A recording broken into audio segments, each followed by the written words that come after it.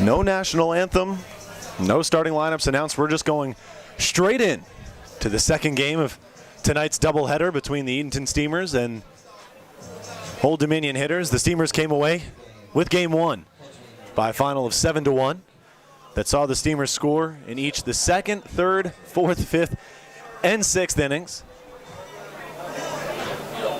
Josiah Seitler came away with the victory on the mound after 6 innings of work.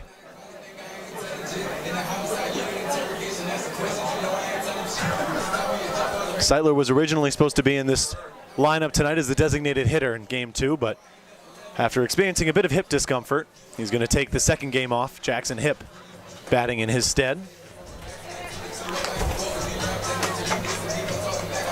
Alex Shirazi, the starter on the mound for the Steamers here in game two.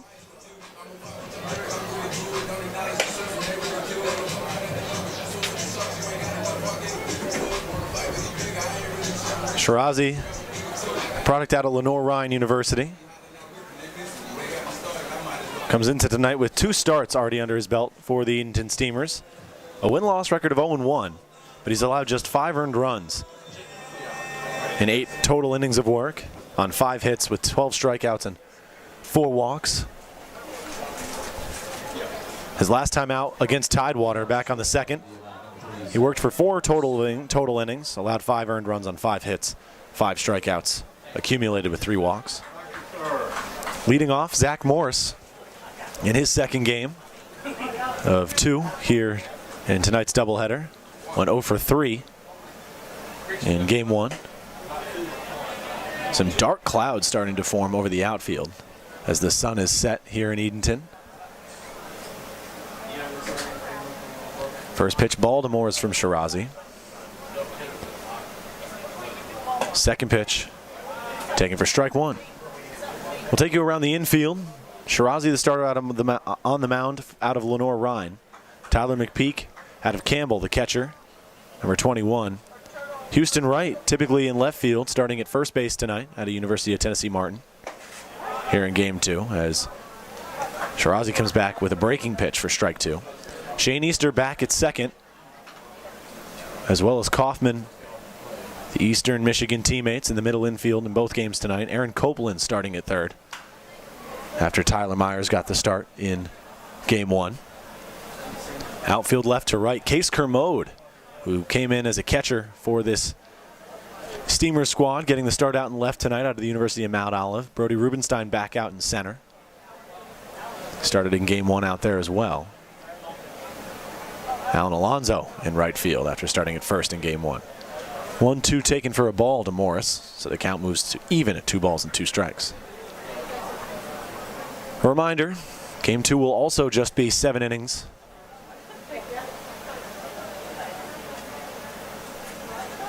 The 2-2 on its way from Shirazi. Fastball that he lost the handle on as the count moves to 3 balls and 2 strikes.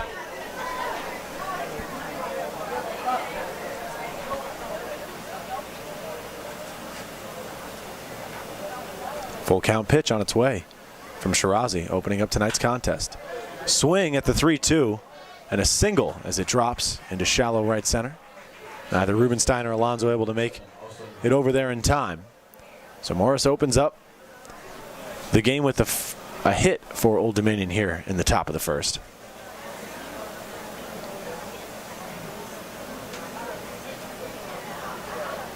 Alberto Sanchez recorded the first hit for Old Dominion in the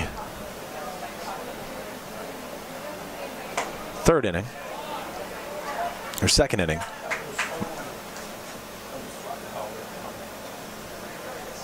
Of game 1. Austin Elledge, the second baseman, digging in the 2-hole once again.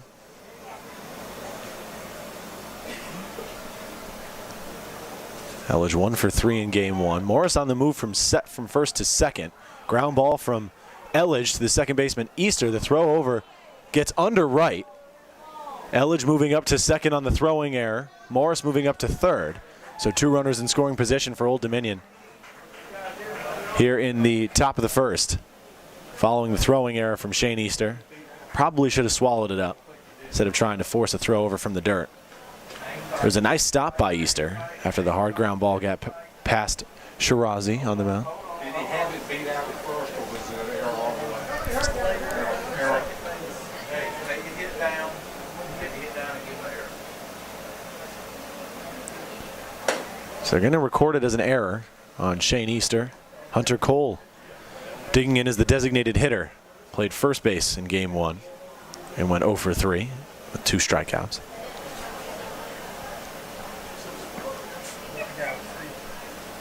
First pitch of ball, the 1-0 now on its way. Fastball popped up in the air. Alex asked for me to shout out his parents on the broadcast for game 2. So the Shirazis, if you're listening, your boy sending his love from Edenton. The 1-1 on its way. Not sure where it missed, but it's taken for ball 2.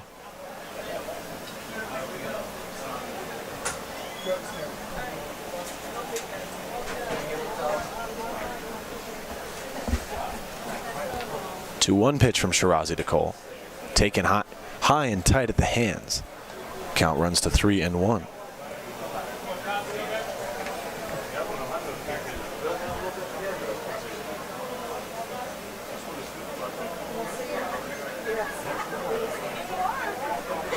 No outs, 2 runners in scoring position. 3-1 on its way from Shirazi.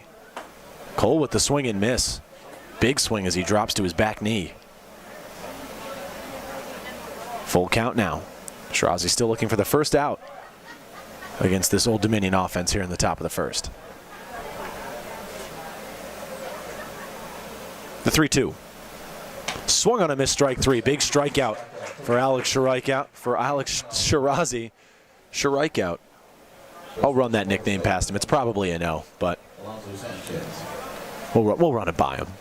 First out recorded here in the top of the first on the swinging strikeout from Hunter Cole. Now stepping in, Alberto Sanchez, who's as hot as they come coming into game 2. Went 3 for 3 in the first game with 2 singles and a home run for the sole run Old Dominion brought across in the inning in the top of the 9th. Late on the fastball there from Shirazi. Sanchez falls behind in the count 0-1.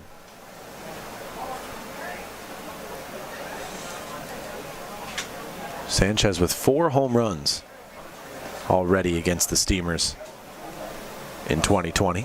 A 1 pitch taken inside, another fastball from Shirazi, but couldn't find the zone on that heater. Count moves to 1-1.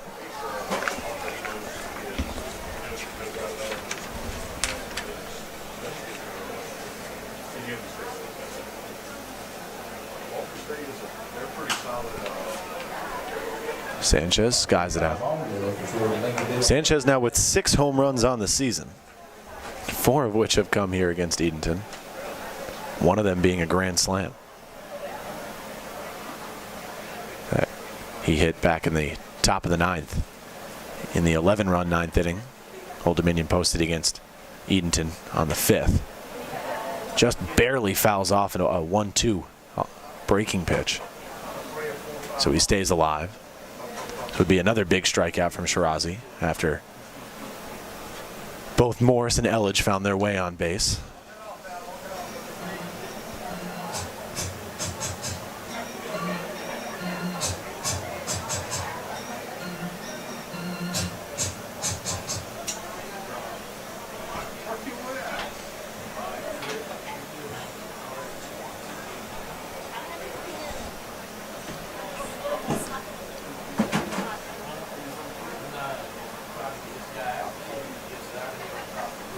One ball, 2 strikes.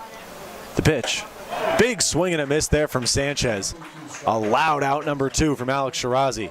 And a big one at that with 2 runners in scoring position. Sanchez was looking to give his hitters an early lead here in the top of the first. Now Zach Wojnarowski, the right fielder today, digging in. Wojnarowski got the start and right in game 1 as well. First pitch to him, a breaking pitch that finds the bottom half of the zone for strike 1. Wojnarowski 0 for 3 in game 1. He also struck out twice.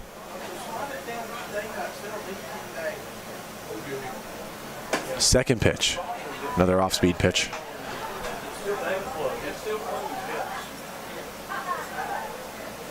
Count runs to 1-1.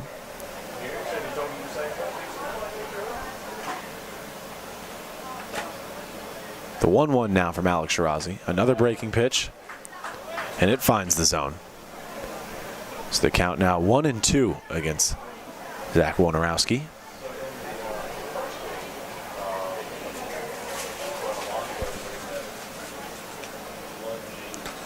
One-two pitch with 2 outs. Fastball above the zone. Count even up at 2 balls and 2 strikes.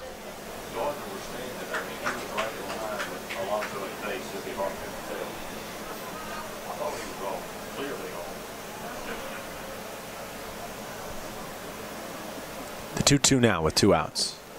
Taken inside. Honestly, a bit low too. So the count runs full. 3 balls, 2 strikes, 2 outs. And runners on second and third for Old Dominion here in the top of the first. Big pitch on its way from Shirazi. The 3-2. Swung on, and that one's lined to left. Case Kermode coming in on it, but it's going to drop.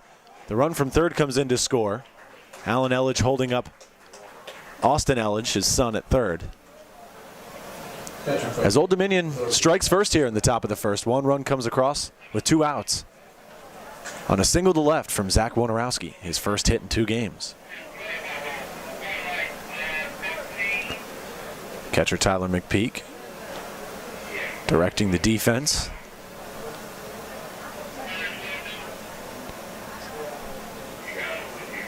Sebastian Silva, the catcher, did not play in the first game. Making the start at catcher in game 2. Takes the first pitch for ball 1.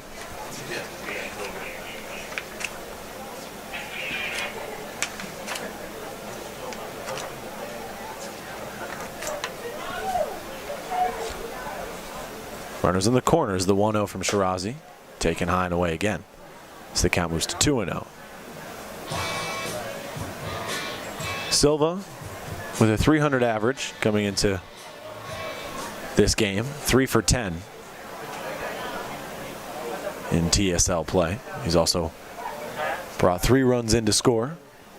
And an opportunity to add to that with Austin Elledge standing on third. Runner on the move from second. No throw down from McPeak as neither the second baseman or shortstop recovering. So now 2 runners in scoring position.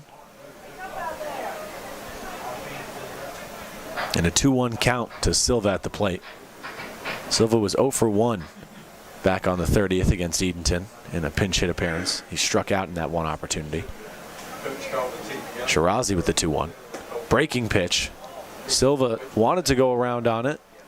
Looked like he held up. Home plate umpire peeling down to Eric Byram there in the middle infield, who waves it off.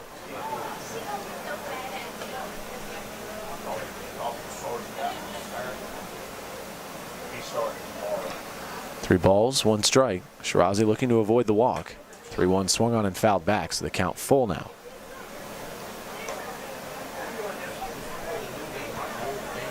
One run's already come across,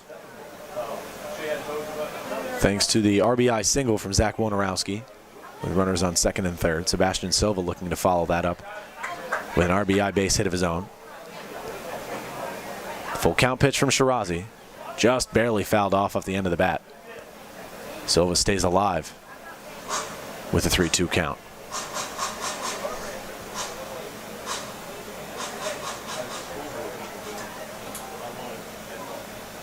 Two strikeouts for Shirazi in the inning. Strike here would give him his third. Full count pitch on its way again. Swung on and lofted into shallow left field. Copeland racing back down the foul line. He makes the catch and records it for the third and final out of the inning. 1 run comes across on 2 hits. 2 runners left on. 1 error on part of the Steamers. Coming from Shane Easter over at second base. Top of the order due up as we head to the bottom of the first inning here at Edenton in Game 2 of tonight's doubleheader. I'm Patrick Foster. You're listening to Edenton Steamers Baseball only on the Edenton Steamers YouTube network.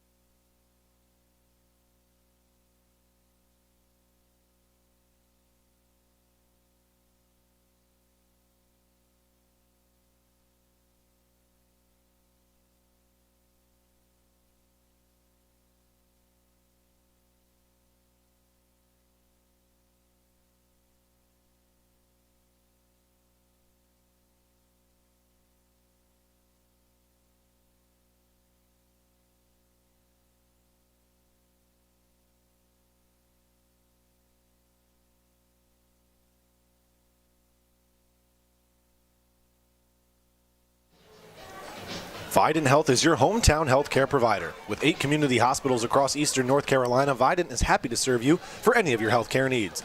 Vidant also offers numerous wellness center facilities which allow for exercise rehabilitation activities. Be sure to visit your local Vidant centers in Edenton or Windsor and hit a home run with your healthcare provider today. Ben Capehart, the starter for Old Dominion tonight, has made just one appearance outside of his appearances against Edenton.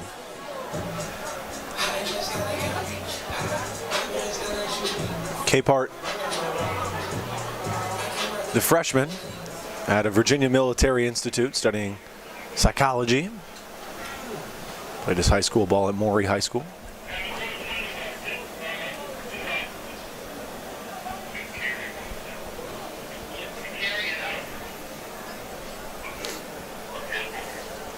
Brody Rubenstein, the leadoff man at the top of the order for Edenton here in the bottom of the first, with already some work to do after allowing 1 run to score for the Old Dominion hitters in the top of the first, thanks to an RBI single from Zach Wojnarowski. Swinging on the second pitch is Rubenstein, but hit just a bit too hard as the 1-0 is taken right to the right fielder, Wojnarowski. I'll take you around the infield here in game 2. For Old Dominion, Ben Capehart, the freshman out of VMI on the mound. Sebastian Silva, the rising freshman at Virginia Military Institute, starting behind the plate.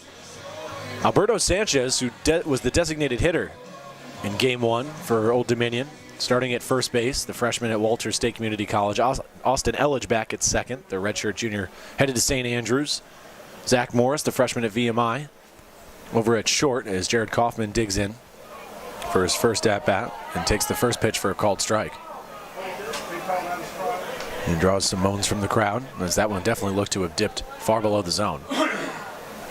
Cody Breeze making his first appearance against the Edenton Steamers, starting at third.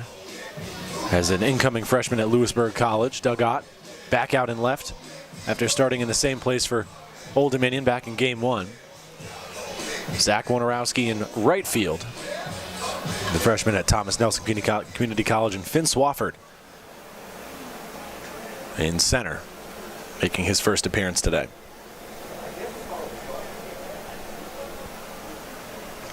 On the count after Capehart set down Brody Rubenstein on just 2 pitches. Big swing there from Jared Kaufman. Could feel the wind on that miss. Count moves to 0-2.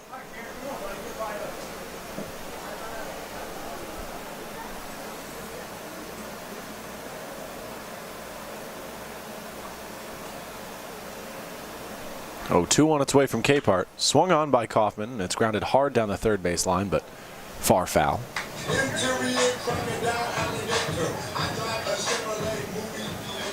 just like playing. I'm sorry. You don't know you want, I like. 0-2 the count. Still to Jared Kaufman.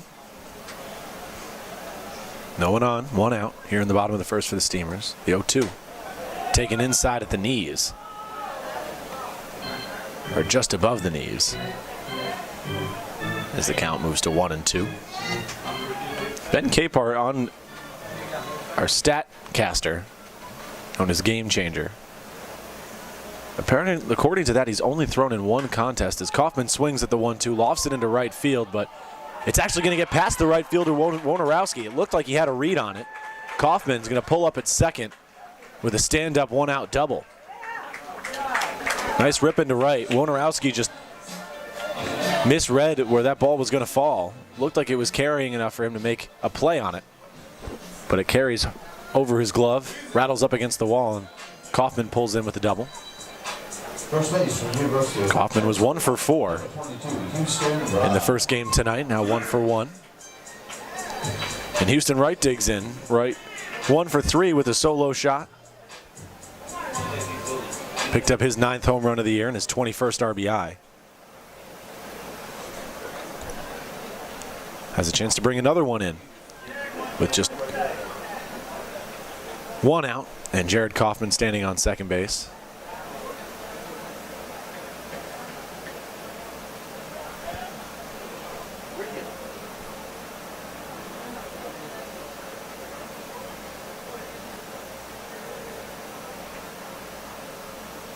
First pitch to right in the AB. Taken high and a bit outside. 1-0 the count to the 3-hole hitter.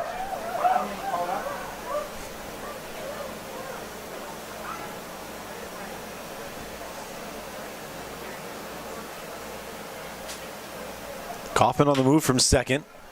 Ball grounded to the first baseman. Sanchez, who flips it over to the pitcher Capehart covering and steps on the bag to record the out, but Kaufman moves up to third safely.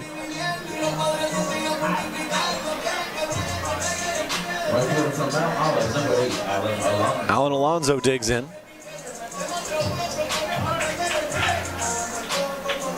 With 2 outs and a runner on third. Alonso went 1 for 3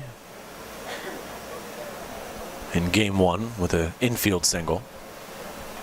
Looking to pick up his first in game 2 early with a runner standing on third.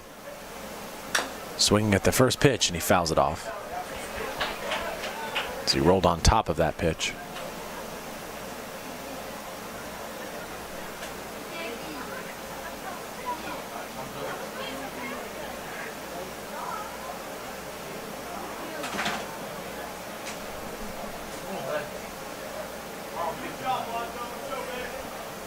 Oh, 1 the count following the foul ball. Capehart kicking and dealing the 0-1. Another foul ball from Alonso, so he falls behind in the count. No balls and 2 strikes.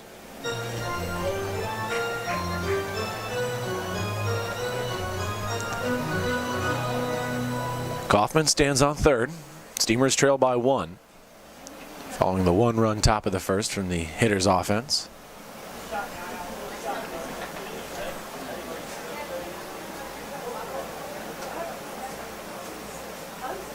Alonso, one of the guys at the top of the list for the Steamers that you'd want in this situation. Trying to get some early offense going. Steamers went scoreless in the top of the first in game 1 and proceeded to score in each of the next 5 innings.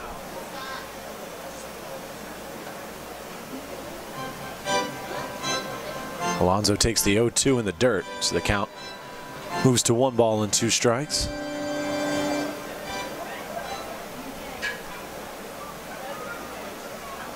Two outs. Kaufman still on third.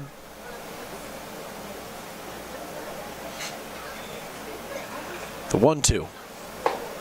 Taken low below the zone again. This one stayed out of the dirt, but it's ruled a ball. 2 balls and 2 strikes. 2's from top to bottom on the scoreboard out in right field. 2 balls, 2 strikes with 2 outs. Find the hole. 2-2 on its way. Fouled off. Back over the first baseline bleachers. A win in game 2 would give the Steamers a 2-game lead over Old Dominion in the TSL standings.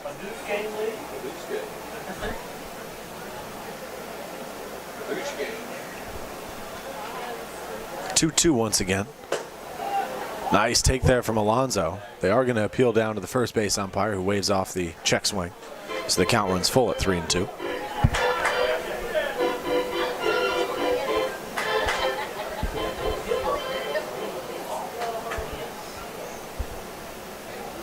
Full count, 2 outs with Alonso at the plate.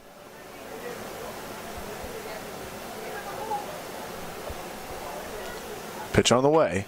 Taken for ball 4.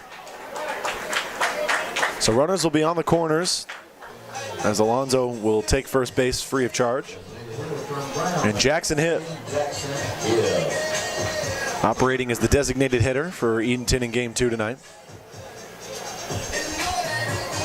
Was the DH in game 1 as well. But Josiah Seitler, who was the starter for Edenton in game 1, was listed as the designated hitter for game 2. Jackson Hipp taking over after Seitler felt a bit of hip discomfort following his start.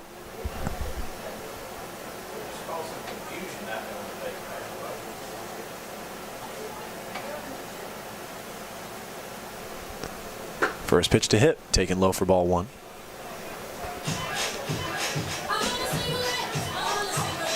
When we traveled up to Lakewood for the game against Greenbrier back on the 6th, there was no way for me to broadcast the game, but I still wanted to travel with the team just because what else am I going to do? As Alonso's on his way from first down to second, the ground ball to Alberto Sanchez over at first is scooped up, and he steps on the bag to record the third and final out of the inning. 1 hit for the Steamers, but no runs come across. 2 runners left on. No errors on part of the Old Dominion defense. When we come back, we pick up with Cody Breeze. 7-8-9 due up in the top of the second. My name's Patrick Foster. You're listening to Edenton Steamers baseball, only on the Edenton Steamers YouTube network. They trail by 1 as we head into the top of the second. G55.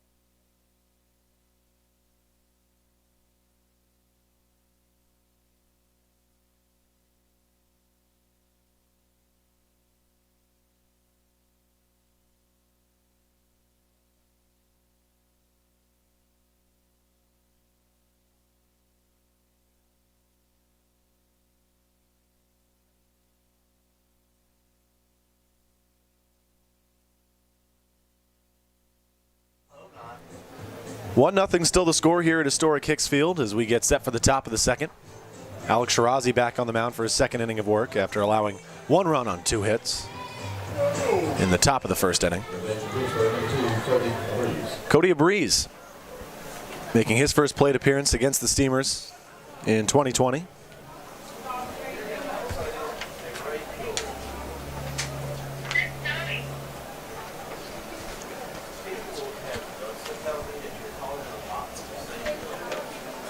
Time called before a pitch is even thrown, as I guess Shirazi and McPeak unable to come to an agreement.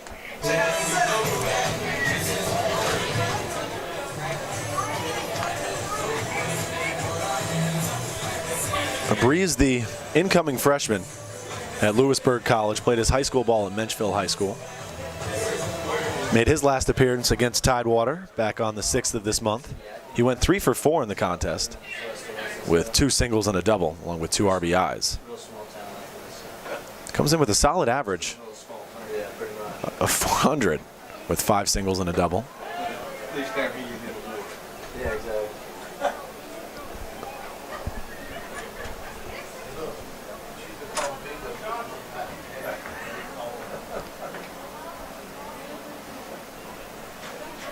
The 0-1 swung on and smacked foul down the opposite way. Stay tuned in the bottom half of this inning. We'll have Brett Folk and Colin Crimminger, 2 of our Steamers pitchers, joining us here up in the booth.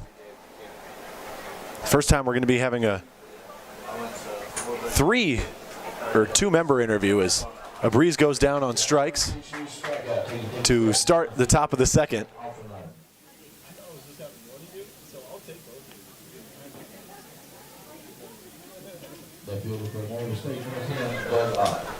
Doug Ott digging in for his first plate appearance in Game 2.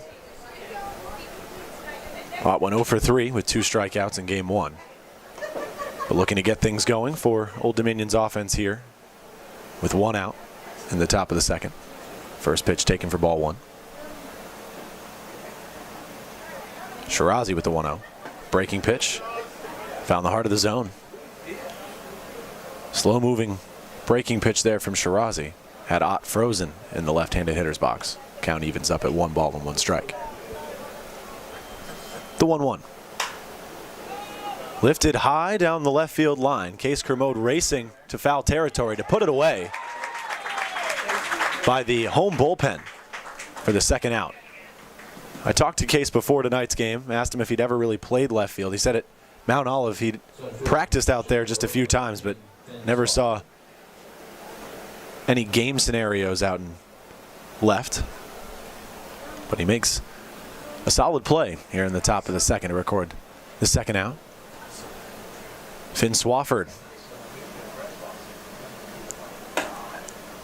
in center field, making his first plate appearance today as he sat out game one. Takes the first pitch from Shirazi for a ball.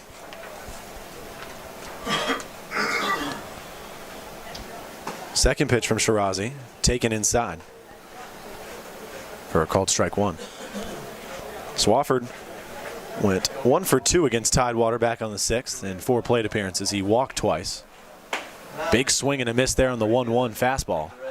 Falls behind 1 ball and 2 strikes. I had to use it the first couple days.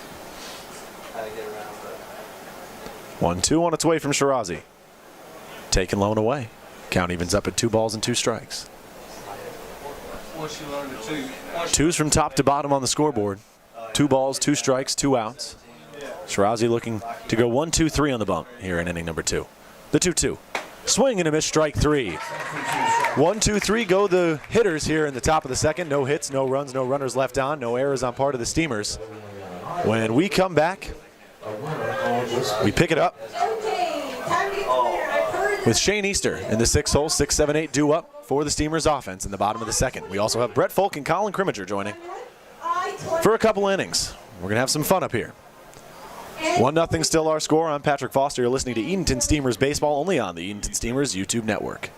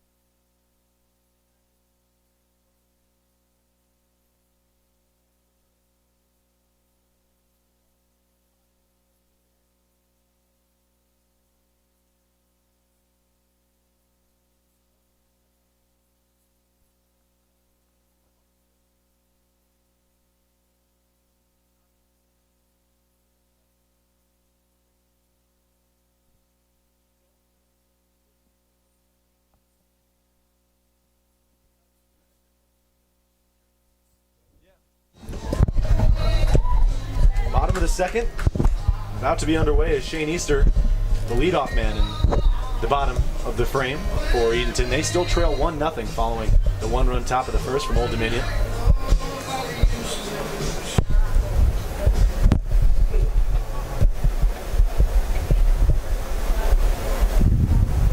I'm joined now by Brett Folk and Colin Crimminger, 2 members of our Steamers pitching staff here in Edenton. Guys, I'll start with you, Brett Folk. How you doing today, and how you feeling making your first appearance on a mic up here in the press box? I'm doing pretty good. I've played summer ball. This is, I think like the 3rd or 4th year I've played summer ball, I guess. So I've been on the mic a couple of times, so I enjoy doing it. It's a pretty good time. I like talking baseball, so that's always nice. Colin, how about yourself making your first appearance up here on the air, the Edenton Steamers YouTube waves? How are you feeling, though, your first couple of weeks here in Edenton? How have you felt accepted by not just this team, but this home faithful here? I love the fans. The fans are amazing out here. And let me just tell you, it's great to be in the press box and with some AC. I was absolutely drenched in sweat down in the bullpen earlier. But I love it out here. This is my 3rd season of summer ball, and great turnout, and it's incredible. So, Likewise. we had one of your college teammates, Ray Stokeham, up here in the booth earlier talking about his time at Lenore Ryan, talking about how it's been having a couple of his teammates on this Edenton Steamers squad. Talk about how that's been for you, having guys like Ray and Shirazi on this pitching staff, and how that's been able, or how that's helped you adjust to this summer ball situation.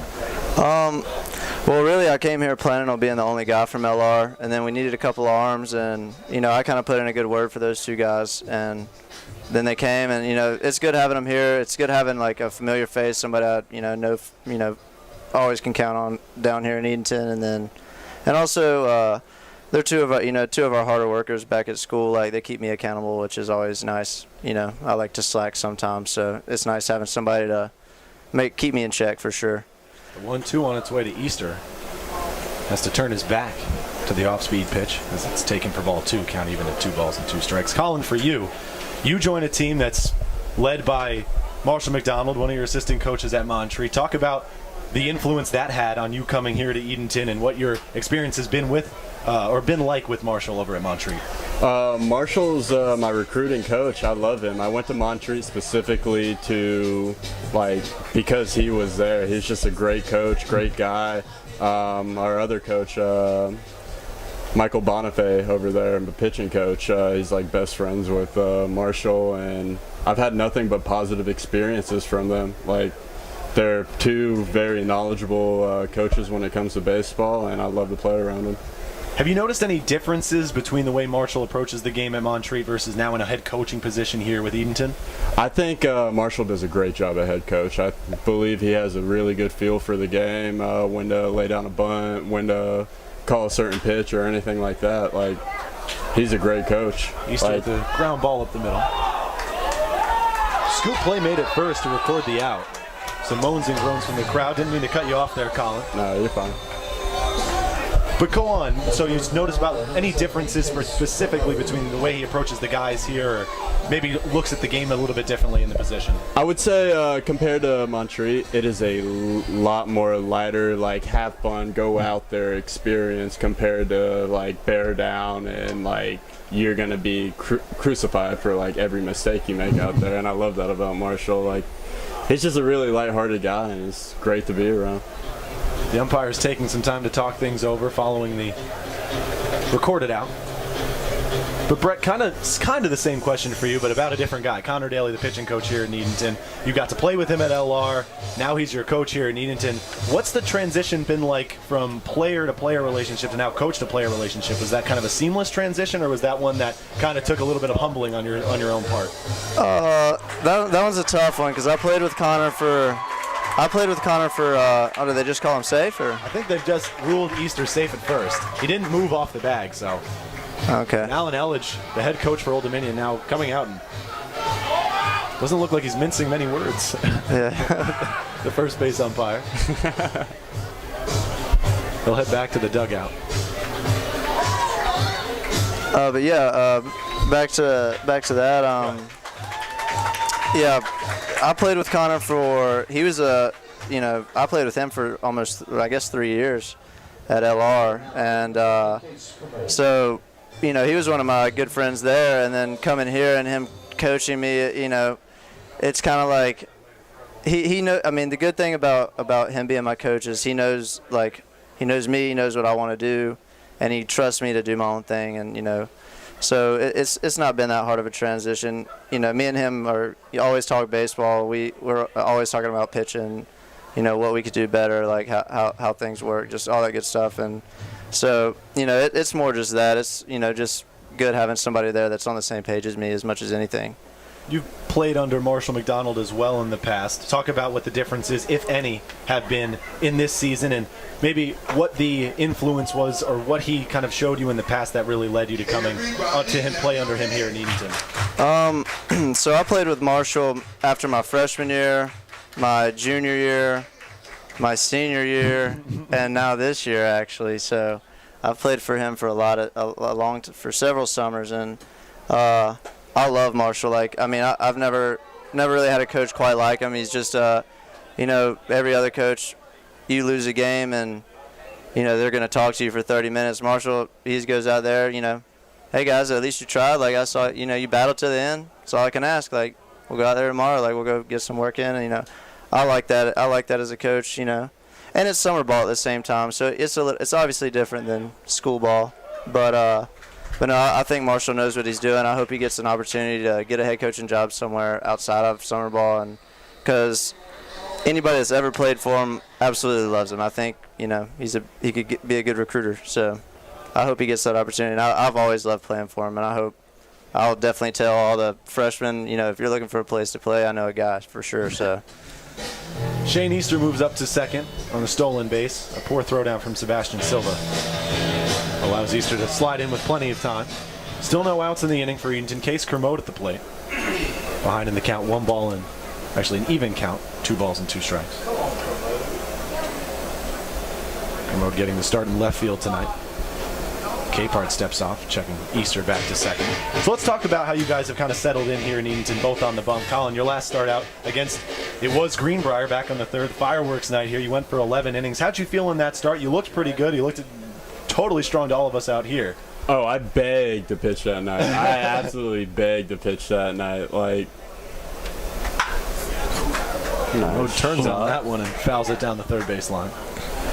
So basically I just go in there, like, get a nice groove. I'm a big field pitcher, so I like to throw about 50 pitches in the bullpen before I come out and start throwing, and I usually get hot around the 4th inning and start cranking it up a little bit. But I've absolutely loved the starting role in this team. Slat has Connor has Kermode rolls a ground ball back to Capehart on the mound, flips it over to the bag at first for 1. Easter moves up to 3rd, so 1 out and a runner standing on 3rd, and Shane Easter and Aaron Copeland digging in. Oh. No, go for it, absolutely. Yeah, but Connor's really tweaked some stuff with me and really gave me a starter mentality instead of going in there and just trying to shove as many innings as I can, let the batter hit the ball, get him out, and get right back to it. Copeland didn't get the start in game 1. Made his last appearance for Edenton on the mound in 1 inning of relief against Greenbrier back up in Lakewood on the 6th, where he appeared as the closer for the Steamers. Brett, for you, you made an appearance yesterday. Solid appearance overall. How have you kind of settled in here in Edenton on the mound? Well, the first couple outings here, you know, I still had decent outings, but just didn't quite feel like I was all the way there yet. You know, coming off the pandemic thing, and, you know, a lot of 2 months of rest, you know, it was nice to get back out there on the mound for sure. And I think the last couple innings I finally settled in. I found, you know, my fastball's starting to move well. My sliders, you know, I'm having good location with it, and I'm starting to find my splitter finally. So that's nice being able to have all 3 of those pitches, and I feel like I can dominate, you know, if I have all 3 of those, so that's good.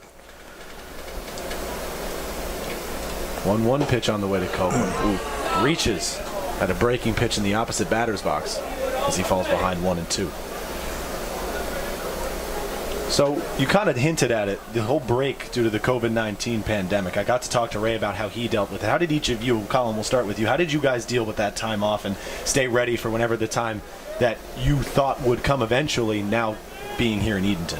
I made a really crappy little home gym over at my place. I had a bench set that I bought my middle school year before I got a gym membership, and there's probably only 115 pounds worth of weights on it, but I got some resistance bands, and I was trying to do everything I could to be ready for the season. I didn't think it was going to end or possibly not even have a season in the fall. So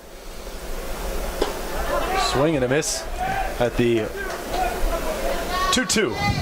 And Copeland goes down swinging as the second out of the inning. Shane Easter still standing on 3rd. Brett, how did you deal with that time off, and what were your emotions like when that initial announcement was made, and when did you really become aware that you'd be playing here in Edenton? How long between when you found out the season was canceled and now? Well, for me it was, you know, I was a senior this year, and because of the COVID I get an extra year. And so when the season ended initially, you know, that was kind of crappy. You know, I just kind of ended my senior season in the middle of the season, and I didn't know if I was ever going to play baseball again, that kind of thing. Like, so it was a little bit of a roller coaster for me, because then they told us I had the year back. Well, then I had to make that decision, and I decided that I wanted to play again, and but I also wanted to take some time off. I needed a couple months off. I threw a lot at school this year, so took a little bit of time off, and then finally got started back up, trying to do a little bit of stuff, a few weeks before I got here, and really started getting after it a couple weeks before I got here, and got here and was not really ready to pitch yet, but was ready to go out there and compete, and at this point I feel like I've gotten a few appearances under my belt, like I said, and we're ready to rock and roll. So it was nice to get back out there after the COVID and be able to do some stuff. I didn't really have a whole lot of options back in where I was. You had a few places to throw, but not a whole lot of places to work out, unfortunately. So, but made the most of what I could. Now, a situation like this, I feel for most parents, it's a kind of tough situation for them to approach. Obviously, for both of you, I'm sure they want you guys to get as many reps in as you can. Brett, with your collegiate time coming to a close, I'm sure they wanted you to have that last opportunity out on a mound. What were the conversations like with your family, with all the uncertainty going on in the country, but you still wanted to get that last opportunity to throw? And Colin, for you, just an opportunity to stay warm before heading into the 2020-2021 season. Well, for me, it was more like the decision as to whether I was going to come back for school the next year. I wasn't, honestly, I've never been super worried about the COVID thing, to be completely honest with you. That's besides the point. Not even a little bit once? I mean, I figured if I got it, I'd get over it in a week and I'd be fine. So that's the mentality of every 21-year-old. Exactly. So, I never really let that bother me a whole lot. So, and I don't think my parents were too worried about anything like that either. They trust me to be smart enough to be my own person, I guess. Plus, you guys are both coming to a town like Edenton, where I think it was pretty secluded. I think they only had I don't even know if they had any cases, to be honest. Colin, for you, was there any hesitance from the family to have you come pitch this summer, or were they very supportive? They were full on board. They wanted me to get over here and get some innings, and they were begging me to throw every single day. I probably went through 6 throwing partners. I don't have too many collegiate ball players around where I'm at, and I was throwing with a couple of high school kids, and they just couldn't catch the ball. I throw it right at them, and they were just missing. Shirazi back on the mound for his third inning of work. Guys, I asked everyone that's come up here thus far to provide a little bit of color commentary. If you don't know what that is, just basically provide a player's perspective on what's going on out there on the field. Shirazi now through 2 innings of work, starting up his third on the mound. He's allowed 1 run on 2 hits. What have you seen from Alex in this start? As Zach Morris grounds one to Easter at second. Fields on a pretty wild hop. He makes the throw over to first in time. But what have you guys seen from Alex Shirazi in this start, maybe as opposed to his first couple of starts, getting back into a groove after the whole COVID-19 pandemic? Well, that's pretty much all it is. He just needs to get in a groove, and he's lights out pretty much. I mean, as you saw in the first inning, he was a little bit shaky on the first 2 batters, but after that, once he gets set in, he is a dominant pitcher up there. Yeah, going to school with him, Shirazi's one of our weekend guys, and once he gets settled in, he gets hard to hit real quick. But you saw he was a little shaky in the first. I think he was still trying to find the off speed a little bit, but from his last outing to this outing, I know he found his 2 breaking balls, and that's clearly been the difference maker, I think. So Josiah Seidler had a solid 6 innings of work in the game 1 of tonight's doubleheader. This is a guy who, at least for me, someone who did not play college baseball, is one of the more intriguing athletes I've seen as of a collegiate baseball player. The things that he can do on a baseball diamond are seemingly endless. What have you guys seen from Josiah, particularly on the mound, that have intrigued you as someone that is typically a positional player and gets a lot of reps at the plate? I'd say, from what I've seen, he's a big guy. He throws left-handed. He's got all the tools to be a great pitcher. His fastball is nice. For today, he really had his changeup work, and I told him in the bullpen before the game. Actually, I said he threw a changeup, and I told him, I said, you have that today, you're gonna dominate out there. And sure enough, he goes, 6 scoreless 6 with like 2 hits, scoreless. something like that. Yeah. But yeah, he really had his changeup working today. I think that is what helped him, especially against all these righties. And then on top of that, he had a slider working for him a little bit today, or a curveball, which anytime you have all 3 pitches there, you're gonna dominate out there as long as you compete. So. Josiah is an absolute beast. You just put him in a position on the field, and he'll get the job done. Yeah, that's straight to the point there for sure. Austin Elledge reaches on an infield single with 1 away. Hunter Cole digging in for the second time tonight. Struck out swinging back in the top of the first inning. That saw 1 run come across for Old Dominion. Still no runs come across for either side since then. Still a 1-0 game here in the top of the third.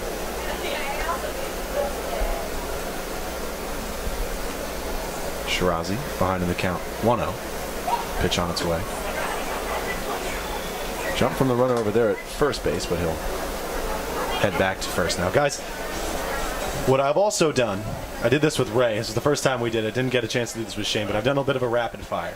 We're going to start with Colin. You're going to answer each one of these rapid fire questions first, and we're going to go to Brett. The questions are going to start out pretty basic, very easy, just personal questions about you. And then as we go along, they're going to get a little bit more detailed, so feel free to elaborate with your answers. As the pitch is swung on by Cole, throw down from McKeith behind the plate as Elledge takes second base. It's not in time. Cole now facing a 2-1 count from Shirazi. So here we go. We're going to start with this rapid fire. Favorite music artist? We got to start with you, Colin. Oh, we're starting with me? Yeah, so question. You're answering first. Brett's going to answer second. That's a tough one. That's a tough one. Why you got to start off with that? That's not easy. I would say right now, Little Baby. Hunter Cole with a swing and miss. Brett? I'd probably have to say J. Cole right now. North Carolina kid. Yeah, got to go with the North Carolina guy. All right, favorite song? Why are you hitting me with all these? Like, I didn't even pick a walkout song. I didn't even pick a walkout song. Why are you like hitting me with all these music questions? I mean, I like music, but I'm yours, Jason Mraz. Ooh, Only song I know all the words. Tommy, did you hear that? Interesting. I'm Yours by Jason Mraz. Brett, how about you? I'd say all-time favorite song is probably "Let's Get It On" Oh, wow. by Marvin Gaye. What's Yeah. your favorite J. Cole song? J. Cole song? Well, it's not really just J. Cole, but it's on his new album, or his new Dreamville album, and it was "Sacrifices." Sacrifices, yeah. It's probably my favorite song. It's bang. Fizz, for sure. Favorite movie? Ted 2. And if they come Kangaroo Jack was an absolute all-time favorite. I just saw that on Netflix right before the game, actually. I was sitting in my car just watching it. None of those answers surprise me at all. Brett, how about you? Favorite movie? Oh, I'm not sure. Probably Inception. Inception. Yeah, that's probably my favorite movie, yeah. Favorite baseball player of all time? Ichiro Suzuki. Really? That's a surprise. I was not expecting that. Absolutely loved him. I wore the number 51 all the way up until like my senior year in high school. Wow. Sanchez behind in the count 0-1 to Shirazi in his second plate appearance here in Game 2. Fouls off the 0-1 back into his shin. So the count moves to 0-2. Brett, how about you? Who's your favorite baseball player of all time? Of all time, probably have to go with John Smoltz. John Smoltz. Yeah. I always liked watching him pitch. Him or Julio Franco back in the day for the Braves. I love that guy. I don't know why, I just always liked him. Favorite current Steamer teammate? At the moment, I'd have to say Ray. To be honest with you, he said you. I can't He did elaborate say- on why he is my favorite at the moment, but Ray is definitely my favorite player of the day. I just think it's funny how he came up here and said you know without a single hesitation. Creme de la creme is what he said. Brett, how about you? Who's made the biggest impression so far? Who's been your favorite teammate? Oh man, I'm not really sure, to be honest. I kind of get along with everybody pretty well. So That's too easy of an answer. yeah, no, I'm trying to pick somebody. favorites out I'm here, trying to Brett. think. Yeah, I gotta think. Just point a finger. If it's not me, it's okay. No, honestly, probably Shane Easter. I don't really talk, like, we're not like real close buddies, but I love that guy. I love having him on my team. Character. 0-2 to Sanchez, taken high and outside for ball 1. 2 outs in the inning. Austin Elledge stands on third. Still just a one-run game. I'm going to let you guys go with the conclusion of this inning, so I want to get one more answer out of both of you. Favorite baseball memory? Is it bad if I'm reaching all the way to 12U? No. Oh, man, it's my first home run. What are you talking about? Okay. First home run. I mean, I'm a pitcher, and I don't get to hit anymore, but nothing will really take back the memory of actually hitting my first home run and running around the bases. I'd say for me, I don't know, is it like personal baseball memory or anything? Favorite baseball memory? Because I have two that are pretty close. Like we played Catawba College, which is one of our big games in the year, and we had it was just a crazy inning. We had turned a triple play, hit a go-ahead home run, just a wild baseball game. It was a lot of fun to be a part of, and beating them was a big deal. So, and then personal favorite was a couple summers ago throwing a one-hitter at Savannah Bananas, which I don't know if anybody knows about them, but it was just in front of like 6,000 people. It's just a really cool experience being a D2 guy for sure. So being able to do that, show out. Close via an Alberto Sanchez strikeout looking. Guys, I want to thank you so much for your time today. Really appreciate it. If you ever want to come back up, just let me know, and we'll have another cool conversation. Easy breezy, beautiful color goal. That's what I like to say. Cool. It's cool up here. The AC is blasting. I'll be up here. Yeah, I'll be. Yeah, anytime. Guys, thanks so much. We head now to the bottom of the third inning. Steamers still trail by 1. We come back. Steamers take another crack at things. 1-0 the score. You're listening to Edenton Steamers baseball only on the Edenton Steamers YouTube network.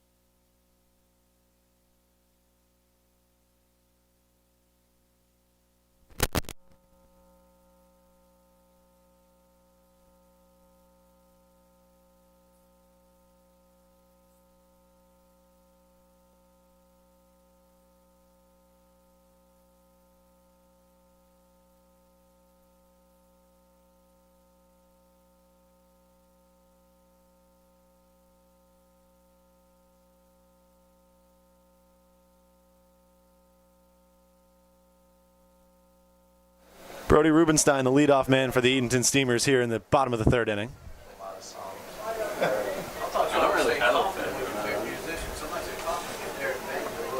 Oh yeah, he plays a guitar. I don't know about a dance.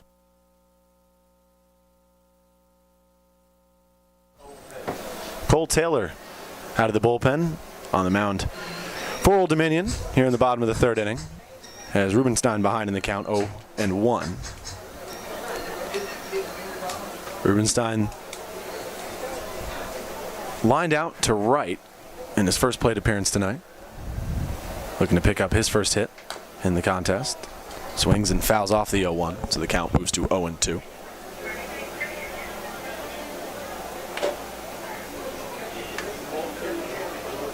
Rubenstein just 1 for 1 with a couple of walks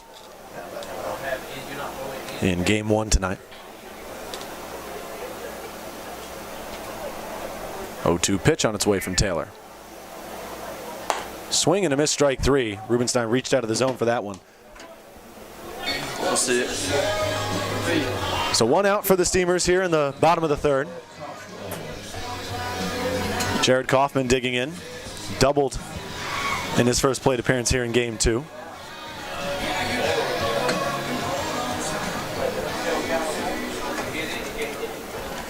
Apologies for the delay. The two-man interview Caused a little bit of some wire tangling up here. So I had to get myself technically situated before coming back. Kaufman showed bunt for a moment, but pulled back in time to take the first pitch for ball 1. Taylor, last time out against the Edenton Steamers, was his last appearance, in fact. Back on July 5th, he threw for an inning and 2/3. Allowed 0 earned runs to score, but 3 runs did come across the score on his behalf on just 1 hit with 1 strikeout. Falls behind now to Kaufman at the plate, 2 balls and no strikes. Taylor at Pitt Community College in 2020 made 6 appearances and earned himself an ERA of 4.26 in the abbreviated spring season. 2-0 on its way. Big swing there from Kaufman, and you can just sit back and watch that one fly, ladies and gentlemen. An absolute moonshot from Jared Kaufman. His second of the season and his second hit tonight. A double and a home run. And the Steamers tie things up here in the bottom of the 3rd inning. It's 1-1 with the Jared Kaufman solo shot. And Houston Wright, who homered in game 1, will dig in immediately following Kaufman with 1 out here in the inning and no runners on base.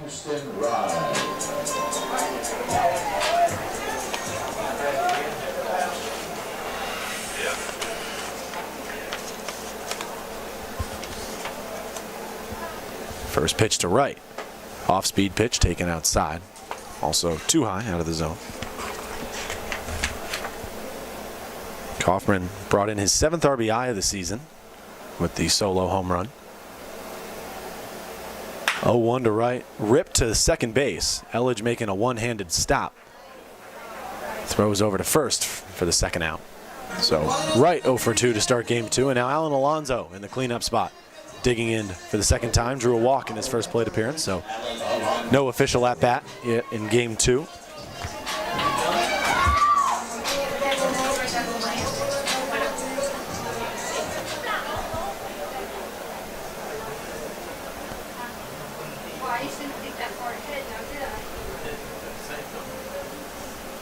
First pitch to Alonso in this AB, a ball low and in.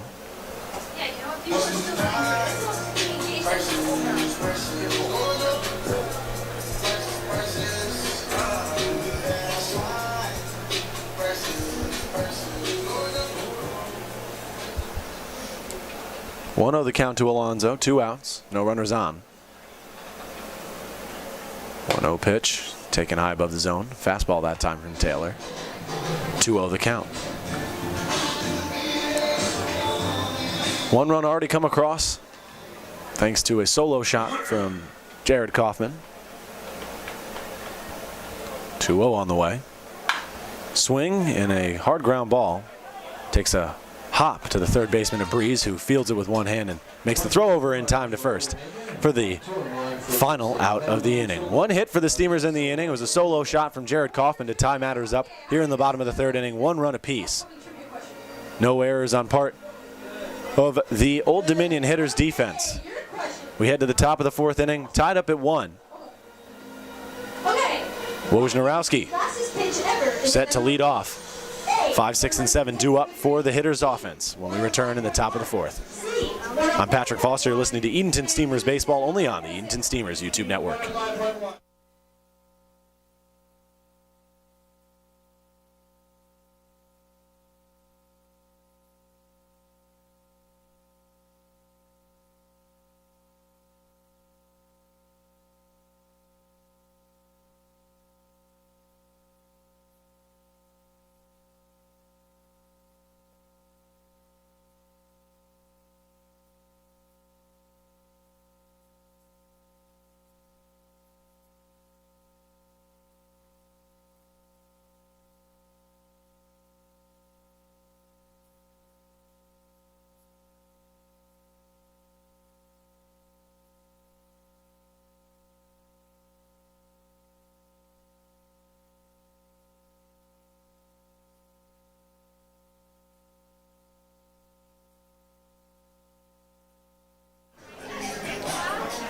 The Albemarle Area United Way is a nonprofit organization that improves residents' lives in 9 counties throughout northeastern North Carolina. This year, the Steamers have partnered up with the United Way and are looking forward to helping raise money for their services. On Saturday, July 25th, the Steamers will be wearing specially themed patriotic jerseys for their game. The jerseys will be auctioned off during the game, and all proceeds will go back to the Albemarle Area United Way. If you would like to have this one-of-a-kind jersey, be sure to be here that night and support a good cause. Zach Wojnarowski, the right fielder, leading things off for Old Dominion here in the top of the fourth. 1-1 the score following the solo home run from Jared Kaufman that tied things up in the bottom of the third inning. Kaufman's second home run of the year. Both solo shots. Second pitch from Shirazi. Back-to-back breaking pitches. Neither could find the zone. 2-0 the count. Wojnarowski singled to left to bring across the first run of the contest here in Game 2 back in the top of the first inning. So 1 for 1 today as he swings and misses on the 2-0.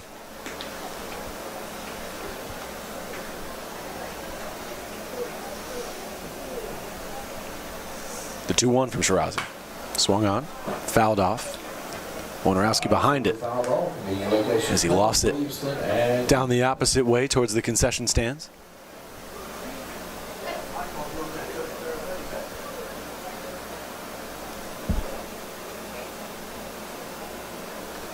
The 2-2.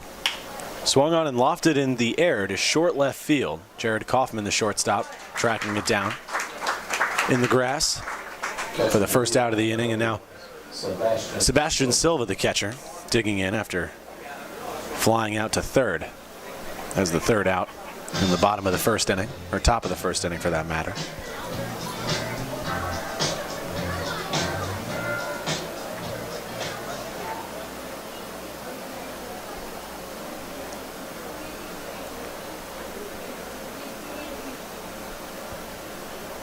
First pitch of the AB from Shirazi, a golf swing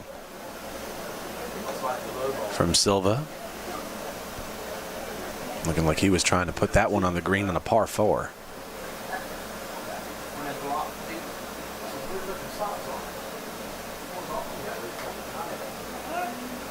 Time called.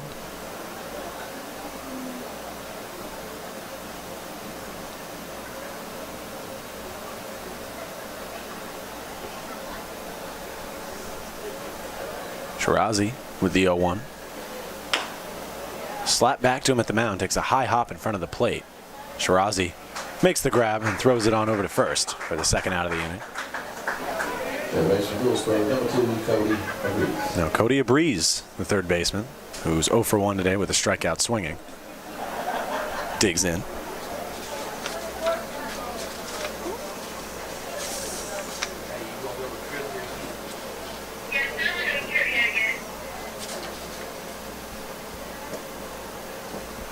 First pitch to Abreze in the at-bat. A nice breaking pitch there from Shirazi.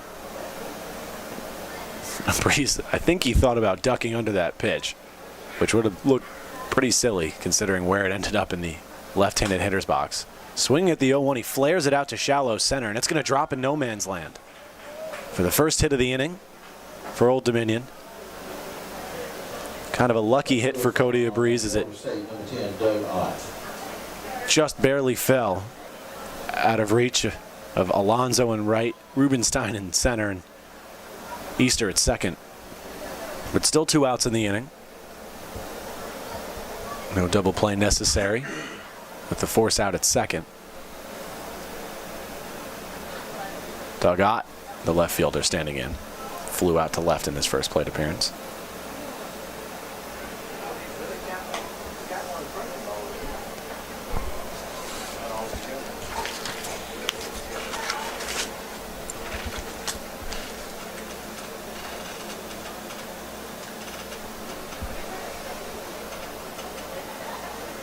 The 1-0.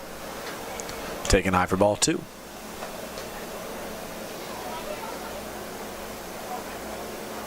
After a 3-for-3 day against Tidewater back on the 6th, Ott went 0 for 3 in game 1 of tonight's contest with 2 strikeouts. So looking to get back in the hit column. Swinging at the 2-0. It's a hard ground ball to Kaufman at short. That'll be ruled as an error, as he can't field it and it flies over his right shoulder into left field. So the field from Shenandoah, number 13, Finn Swafford. Now Finn Swafford digging in with a runner in scoring position and 2 outs. Another runner on first following the reach on an error. Swafford swung. Whew, it's getting late. Struck out swinging in his first plate appearance back in the second. Base hit could bring in a run. First pitch to him. Taken low and in for ball 1.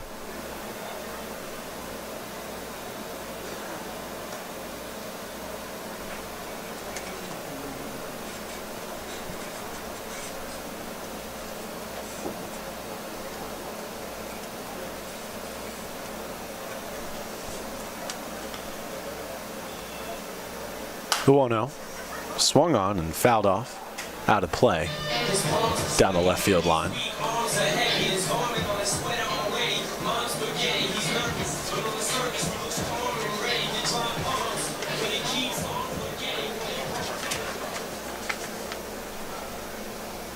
Swafford 1 for 8 coming into this game. 1 for 9 on the season following his first at-bat. Swafford watches the 1-1 come all the way in for a ball below the zone.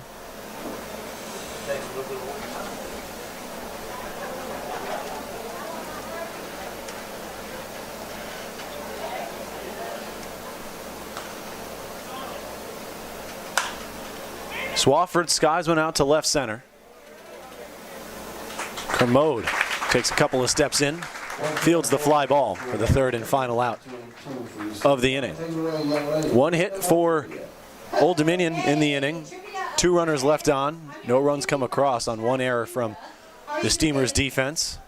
When we come back, Edenton will pick things up with Jackson Hipp, the 5-hole hitter, with Shane Easter on deck, and Case Kermode batting, set to bat third as the 7th-hole batter in the lineup.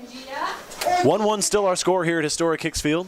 I'm Patrick Foster. You're listening to Edenton Steamers baseball only on the Edenton Steamers YouTube network.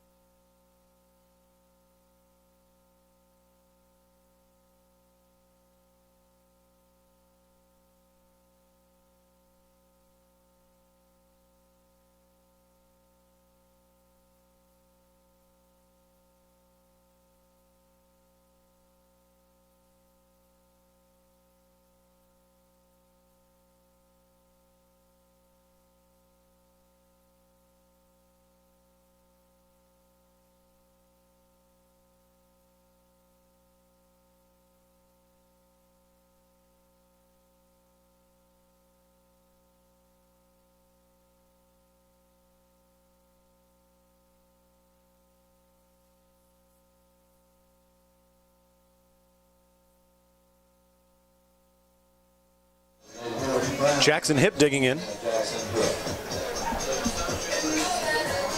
Seth Branson taking over in center field.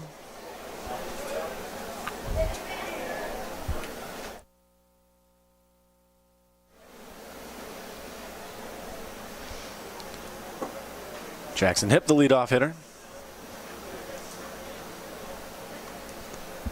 Takes the first pitch below the zone for ball 1.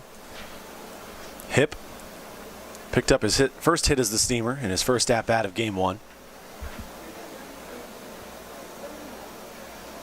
He walked twice as well.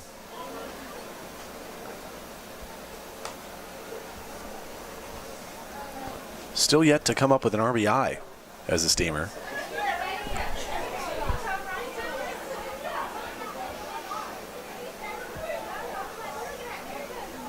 The 1-1 to Hipp. Nice breaking pitch there from Taylor. He can't believe he couldn't get the benefit of the doubt on the call as it's ruled a ball. 2-1 the count.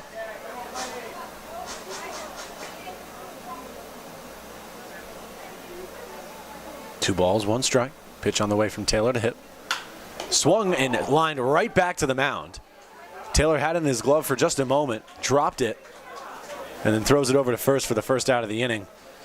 That right there, just an act of self-defense from Cole Taylor on the mound. As Hip hit that one over 100 miles per hour right back to Taylor on the mound. They're going to give Taylor a moment to regather himself. Head coach Alan Elledge coming out to talk things over.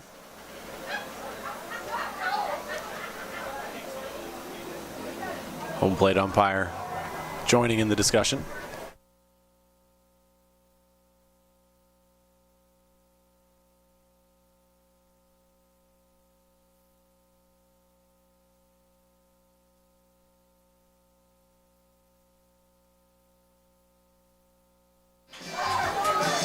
The meeting comes to a conclusion. Taylor will remain on the mound. Shane Easter digging in once again. Easter reached on an error in his first plate appearance here in Game 2, back in the second, and picked up a stolen base while running the paths. Easter went 0 for 2 in Game 1 against Old Dominion. First pitch to him in this AB taken low and in the dirt for ball 1.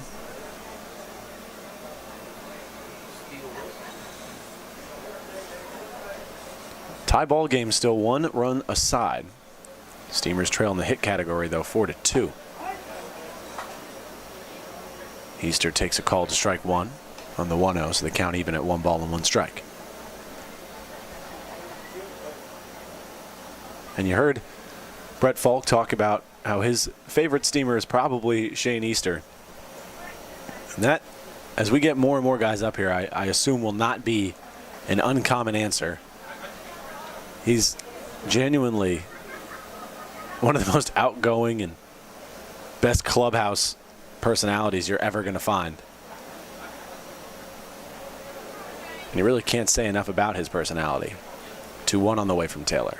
Breaking pitch that hit Easter right on the back, I believe, of his neck, maybe a bit lower behind the shoulder blades. Regardless, he takes first base following the hit by pitch. Case Kermode due up.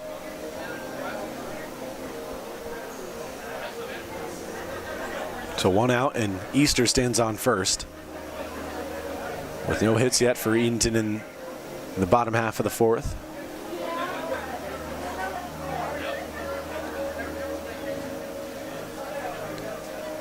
A reminder, this Game 2 of tonight's doubleheader will only go 7 innings, just like Game 1 did. Steamers looking to tighten the grip on the first place spot in the TSL. An 8-4 record after the Game 1 victory tonight. Old Dominion dropped to 6-4. But quite a separation between the top 2 teams and the bottom 2 teams. Number 17, Case Kermode.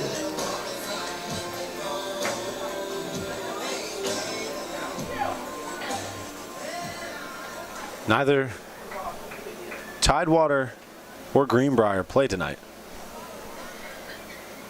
Tidewater plays Edenton tomorrow as Greenbrier takes on Old Dominion. And they both sit at 4-7 as Case Kermode falls behind 0-1.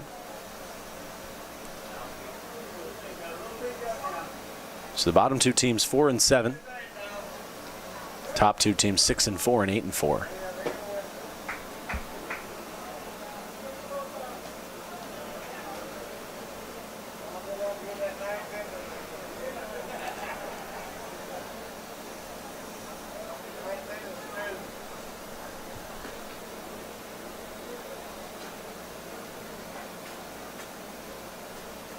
The 1-1 in the dirt, gets past Silva at the plate. Easter's going to move up to second on the pass on the wild pitch.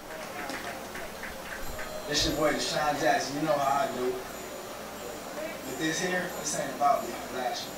Count moves to 2 balls and 1 strike to the left fielder Kermode.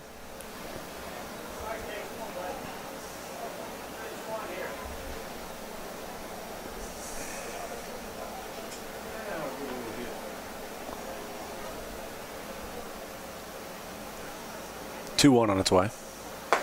Big swing and a miss from Kermode. Count even now at 2 balls and 2 strikes.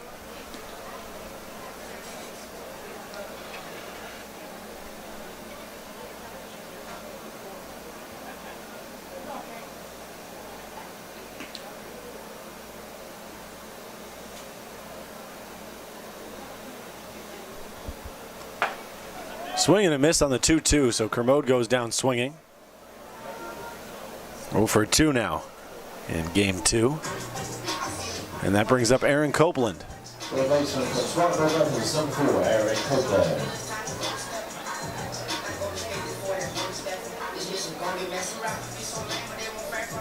Copeland struck out swinging back in the 2nd inning.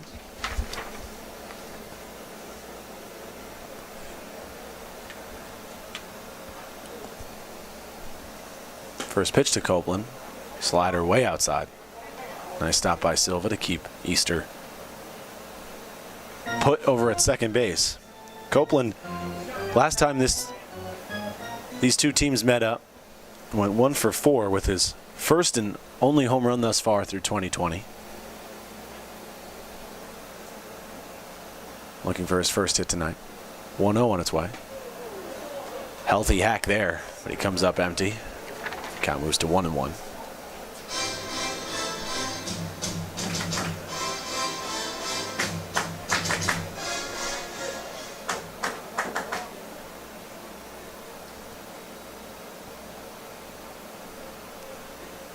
The 1-1 in the dirt, taking for ball 2. Another nice stop from Silva, just to keep it in front of him.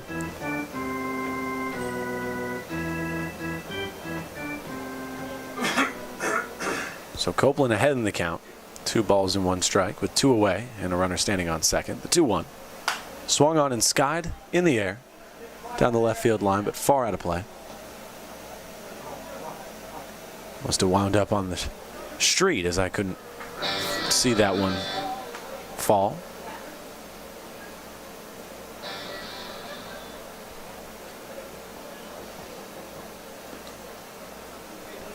Two balls, 2 strikes, 2 outs. Pitch on the way. In the dirt. Gets past Silva. Easter's going to move up to third, looking at home. Comes about a quarter of the way. But will backpedal back to third.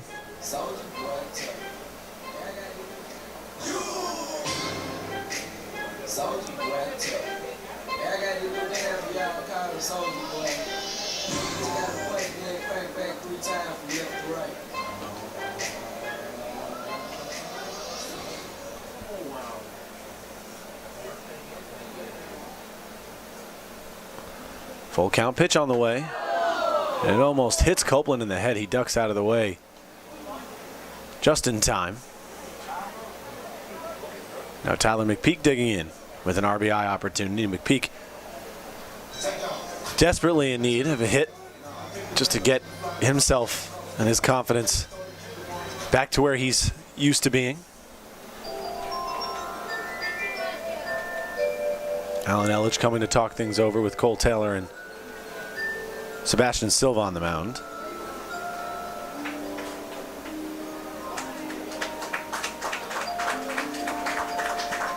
McPeak went 0 for 4 against Greenbrier yesterday.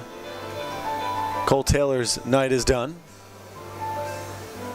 He'll make a move to the bullpen.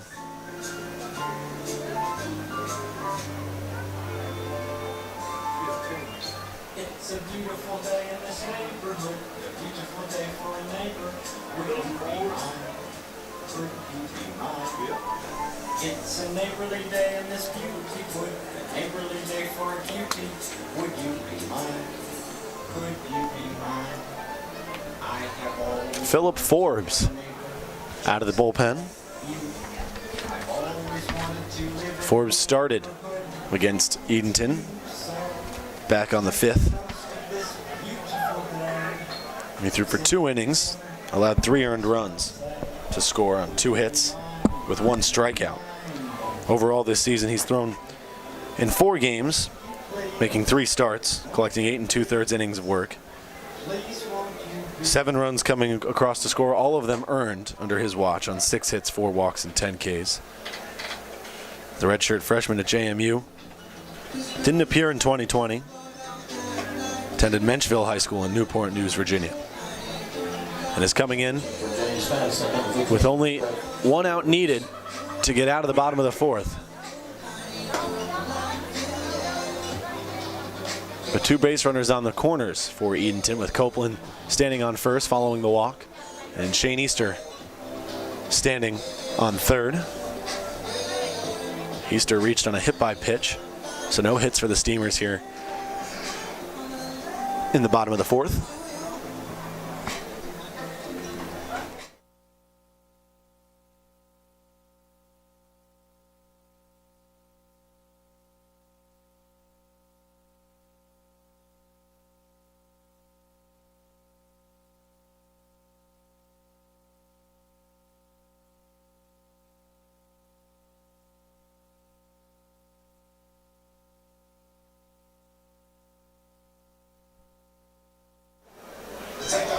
Forbes done with his warm-up. Tyler McPeak digging in. As mentioned, McPeak 0 for 4 against Greenbrier in his last start. Average drop from 167 to 147.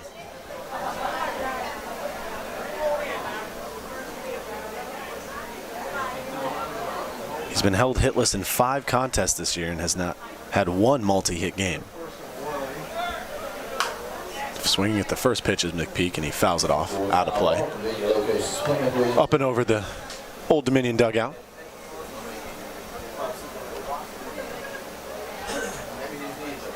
Two outs, runners in the corners. A base hit gives Edenton the lead. 1-1 is our score here in the bottom of the 4th.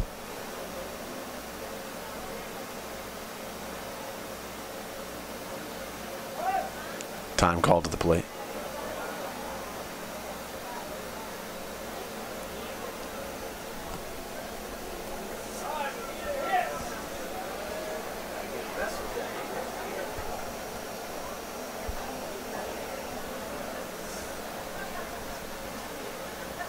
A 1 pitch on its way to McPeak. Copeland on the run. Pitch out. The throw down is going to get past the shortstop and into center field. Easter comes around to score. McDonald will hold Copeland at third. So once again, the aggression of head coach Marshall McDonald paying off for this Steamers club as they take the lead 2-1 here in the bottom of the 4th inning. A poor throw from Silva. And a nice slide from Copeland, a completely legal slide that forced the ball into center field.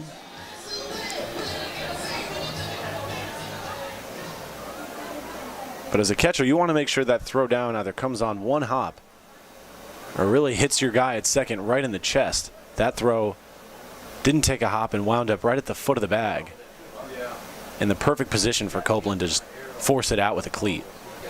And he now stands on third after the run came across to score. McPeak still with an RBI opportunity. Ooh, but Silva goes down behind the plate. And there's only one reason a catcher goes down into that position.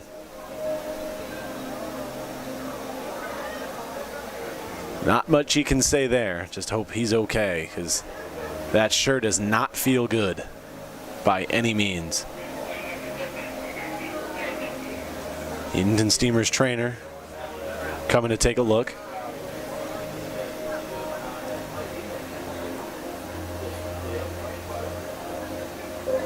Silva popping up. He'll probably just take a couple more moments to let the pain subside as much as possible. And even the protection that ball players wear doesn't always cover every necessary spot. And even when you get hit in that area with the protection, it still hurts. It still hurts. Let me tell you that. Silva draws an ovation. He'll stay in the ball game. Count moves to 2-0 against McPeak, with Copeland still standing on third. 1 run already come in the inning.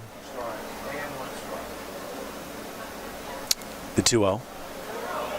Rattles off the right shin guard of Silva and slowly rolls into foul territory towards first.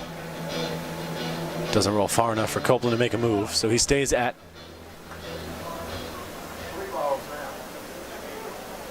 third base. 3-0 is the count to McPeak. Swing and a miss.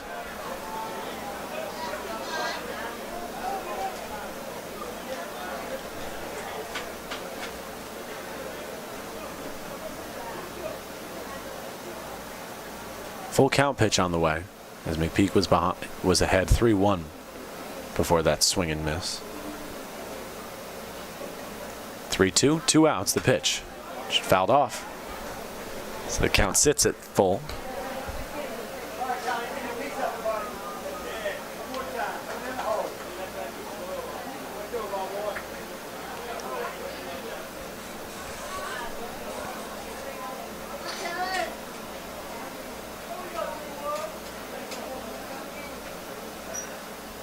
Full count pitch once again in the dirt for ball 4. So McPeak will head down to first with a 2-out walk, bringing up Brody Rubenstein,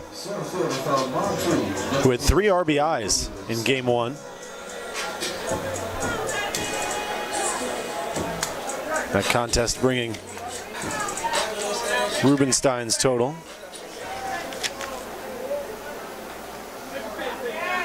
to 9.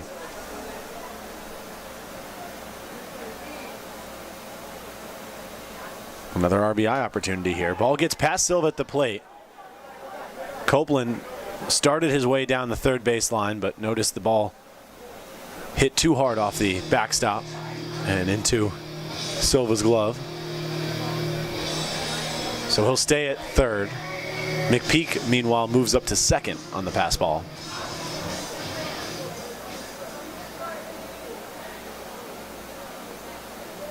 One-0 the count to Rubenstein at the plate. Ball gets past Silva again. Copeland will try for home this time and score without a throw, standing up. McPeak moves up to third. The lead now 2 for the Steamers. It's 3-1 here in the bottom of the 4th inning.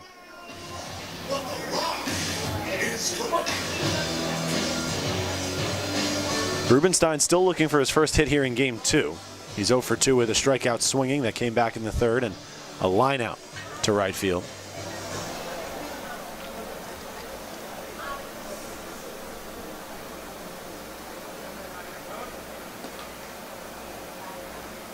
Two-0 pitch upcoming from Forbes. Taken down the middle of the plate for strike 1.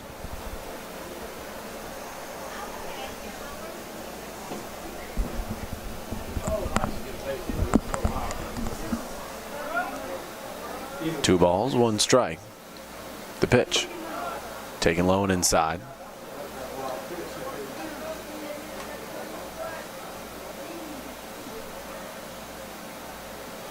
So it'll be scored, in fact, as a score on the wild pitch from Forbes on the mound. 3-1 the count to Rubenstein at the plate. McPeak waits at third with 2 outs in the inning.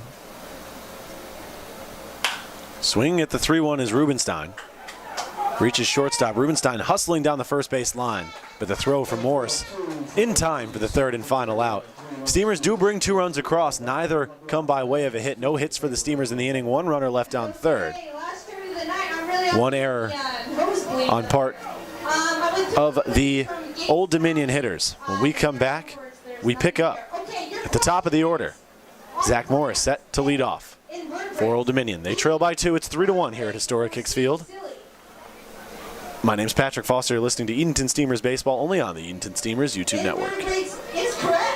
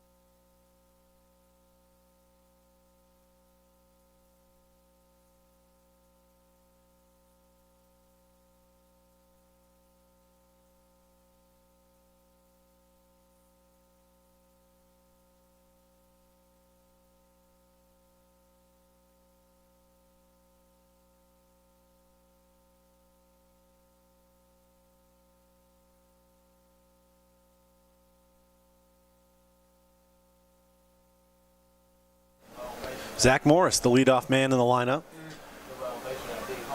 will kick things off for the Old Dominion offense here in the top of the 5th. They trail by 2 following a 2-run bottom of the 4th. Morris tries laying down a bunt, but fouls it back up in the air into the netting behind home plate. So the count moves to 0-1.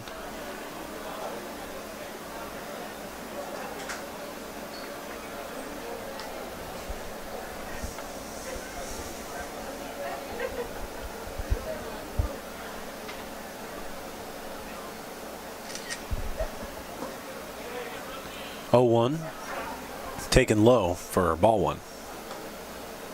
Morris 1 for 2 today with a single that came back in the 1st. Old Dominion would like to see the same result here after falling down 2. 1-1 swung on and missed. Shirazi back on the mound for the Steamers. He's allowed 4 hits thus far for just 1 run. 1-2 on its way from Shirazi. Swung on, high bouncing ground ball to Houston Wright over at first base, who fields it and steps on the bag for the first out of the inning. Nice stop there from Houston Wright, flashing the leather over there at first. Typically plays left field.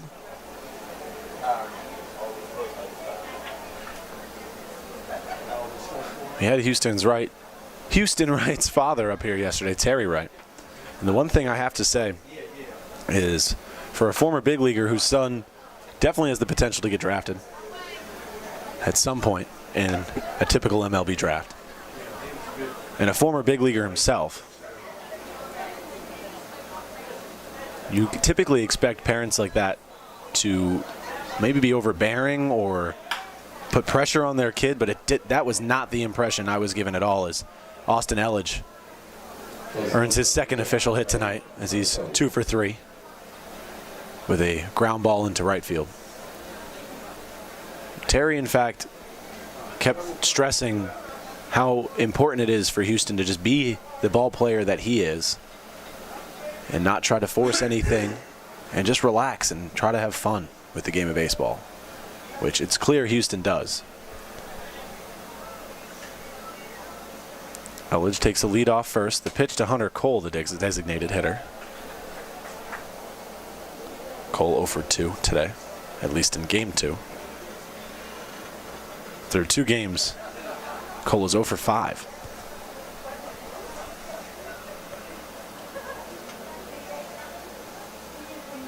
One out. Double play ball in order for the Steamers infield. Swinging at the 1-0 as Cole drops to that back knee.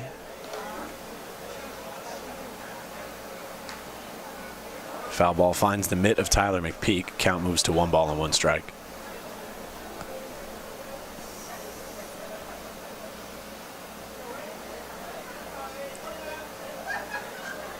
The 1-1 from Shirazi. Taken low for ball 2, so the count moves to 2-1 against Hunter Cole.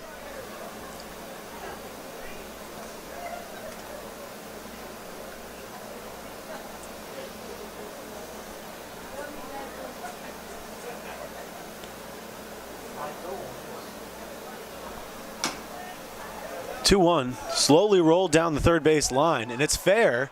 Tyler McPeak can't make the play.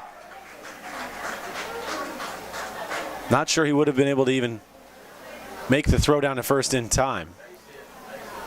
It is ruled as a base hit for Hunter Cole, his first tonight through both games. So make him 1 for 6.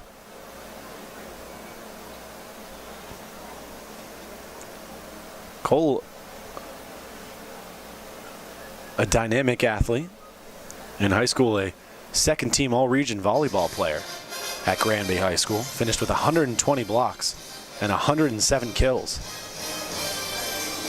So, a talented offensive and defensive player on the hardwood. He was an honor roll student at Granby High School, District Player of the Year. And holds the record at Granby for single-season batting average, in which he hit .514, and hits record with 38. He was a 2-time first-team all-region player at Granby, first-team all-Tidewater senior year. I mean, second team All-State, and in the senior year was when he hit that .514 average with 5 home runs and 19 stolen bases, as he was a 4-time varsity letter winner in the sport of baseball. Alberto Osuna. I've been referring to him as Alberto Sanchez, and he gets plunked on the first pitch of the at-bat. So that'll load the bases. With still just 1 out, double play ball in order. Zach Wojnarowski, the right fielder, digging back in. What I was going to say, Alberto Osuna's name listed on a roster is Alberto Osuna Sanchez, so I was just naturally going with the last name Sanchez. But I've been corrected, and I will make sure to properly refer to him from now on. Alberto Osuna, who now stands on first following the hit by pitch. Zach Wojnarowski, the man at the plate, takes the first pitch for a called ball one, or called strike one, rather. Still just 1 out. Wojnarowski 1 for 2 with an RBI single back in the top of the first inning. Another RBI opportunity here. Half price right now, half off on the concessions.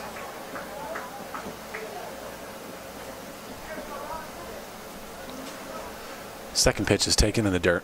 Count moves to 1-1.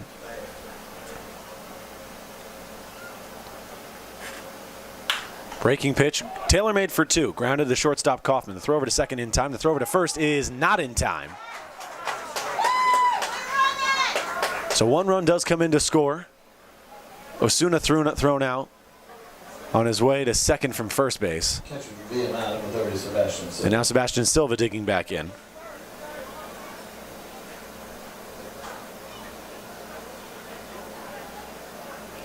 Silva was recorded as the second out in the bottom of the 4th. Top of the 4th, rather. And grounded out back to the pitcher's mound in 2 pitches.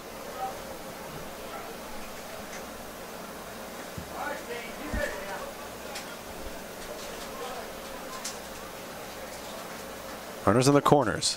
First pitch swinging, but he foul tips it. Falls behind 0-1.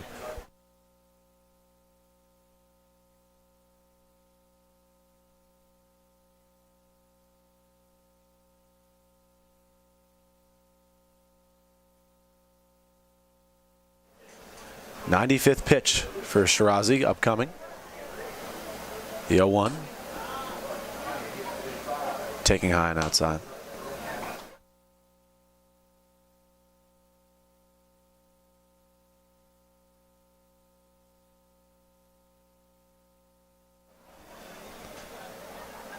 The 1-1. Swung on and grounded to Easter at second. He fields it cleanly, makes the soft throw over to right at first base in time, and the side is retired. But 1 run does come across to score on 3 hits in the inning.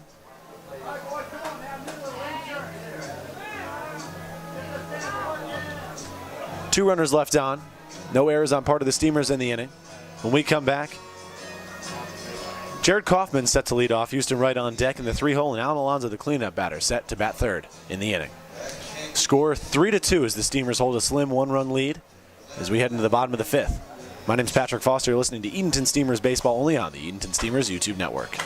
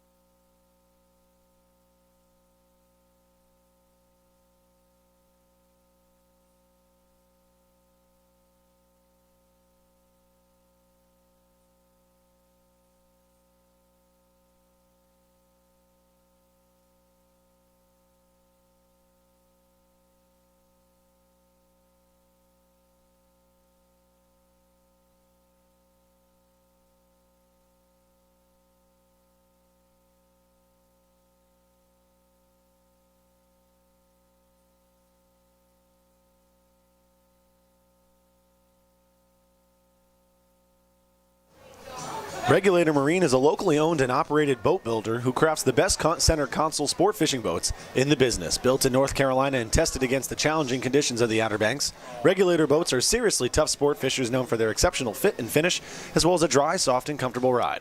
Designed for ultimate fishability, incredible comfort, and serious performance at every turn, each boat in their line delivers maximum versatility as you pursue the offshore life.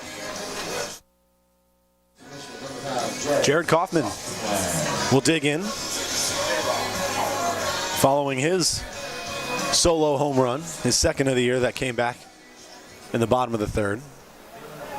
It was the only run the Steamers brought across in the inning, and the first run of the game for Edenton as well.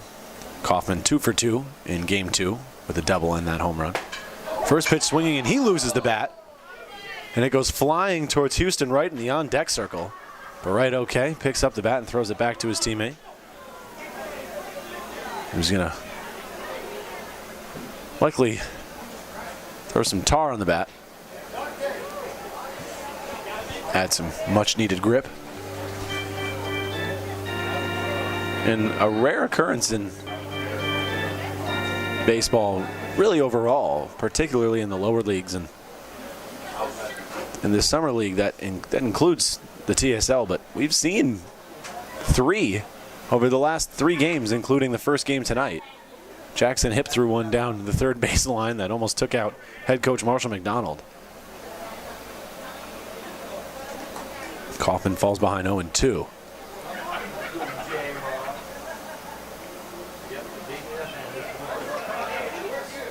Oh, 2 pitch from Forbes.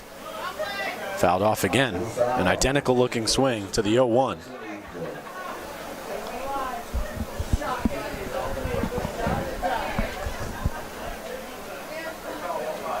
So the count sits at 0-2. Pitch on the way once again from Forbes. In the dirt. Ball 1.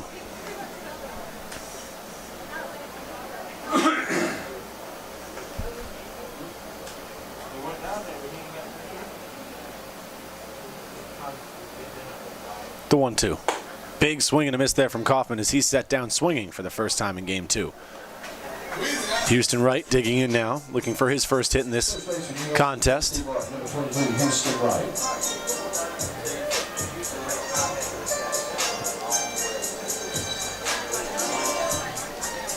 Wright homered in game 1. It was his only hit of the contest, in which he went 1 for 3. First pitch to Wright, a strike right down the middle. Upset at himself for not taking a cut at that pitch, but digs back in with the count 0-1. Forbes working quickly, pitch on the way. Not a great frame there by Sebastian Silva. Could have been called a strike, but instead the count moves to 1 ball and 1 strike. 1-1. Swung on, and that one's lifted to center field. But the center fielder not having to move too far. Seth Branson taking over out there.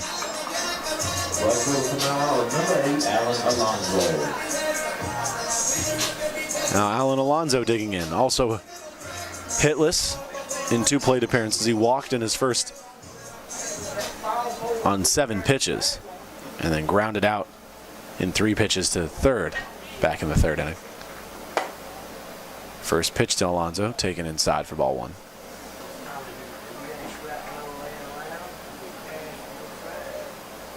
1-0 pitch from Forbes.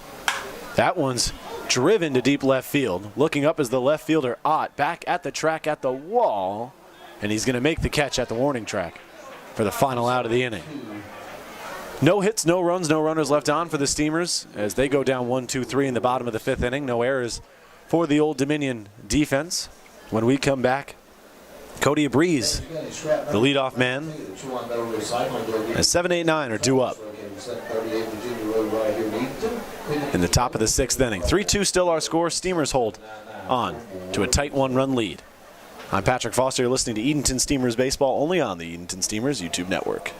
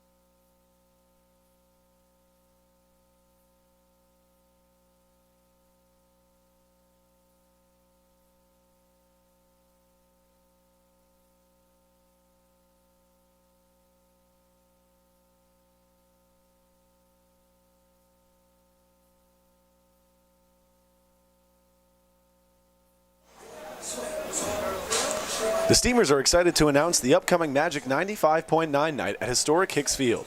On Friday, July 24th, one lucky fan will go home with $25,000 courtesy of Magic 95.9. Mark your calendars now. You will not want to miss it.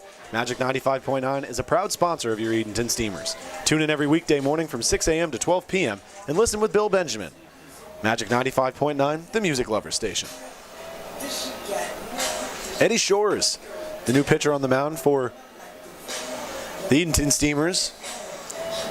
Alex Shirazi's night comes to an end after 5 innings of work in which he surrendered 2 runs on 7 hits. Shores coming in after a tough outing last time against Tidewater back on the 2nd of July. He threw for just 1/3 of an inning and allowed 5 earned runs to score on 2 hits and 2 walks given up. Overall this season, definitely not the start Shores was looking for, but a great place to bounce back in a position the Steamers definitely need him to deliver in as they hold on to a tight 1-run lead, 3-2 as we get set for the top of the 6th in this 7-inning Game 2 of tonight's doubleheader against the Old Dominion hitters. Shores 2 1/3 innings pitched thus far on the season, 3 hits allowed, 9 earned runs already with 4 walks given up, 3 strikeouts, and 3 hit by pitches. First pitch, a ball to the leadoff Cody Breeze. Second pitch, off-speed pitch. Don't know where that one missed, as it's called ball 1. Breeze 1 for 2 today with a single that came back in the 4th. The 2-2, not sure where that one misses either, and Shores baffled out there on the mound.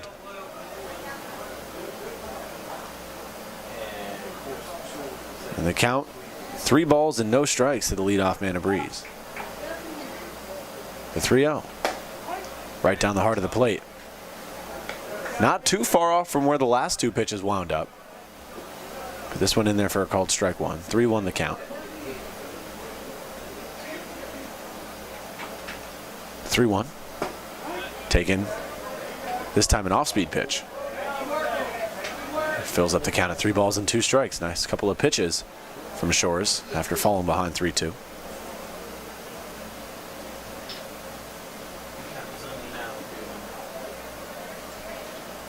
The 3-2. Breaking pitch, a beautiful pitch. And I'll just let the crowd do the talking on that reaction.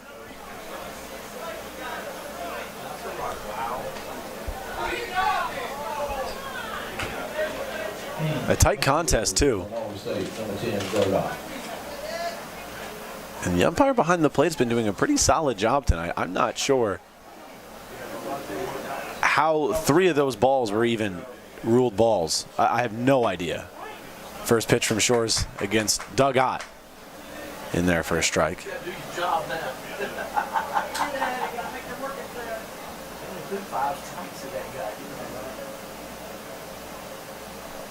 The 0-1 from Shores. Breaking pitch in there. Shores is in great command of his pitches right now. The walk, that's just a head scratcher, to be honest with you.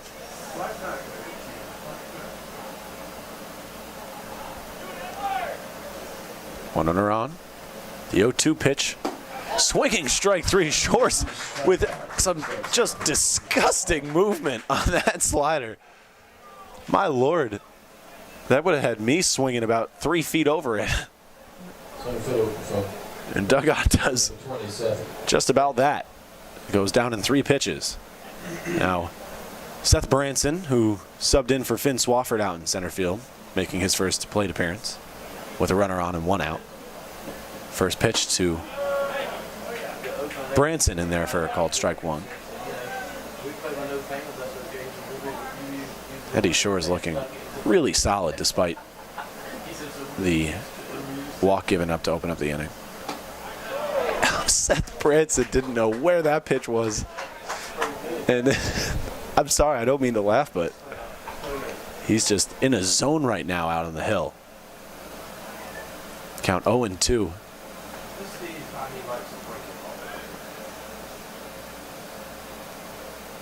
The 0-2. Tries to pull the string on a curveball, but it winds up too far outside. Perhaps a waste pitch. Be interested to see if Shores comes back with another breaking pitch. The 1-2. A fastball that just misses the outstretched glove of Houston Wright. A Breeze rounding second. He's heading to third. The throw comes into second.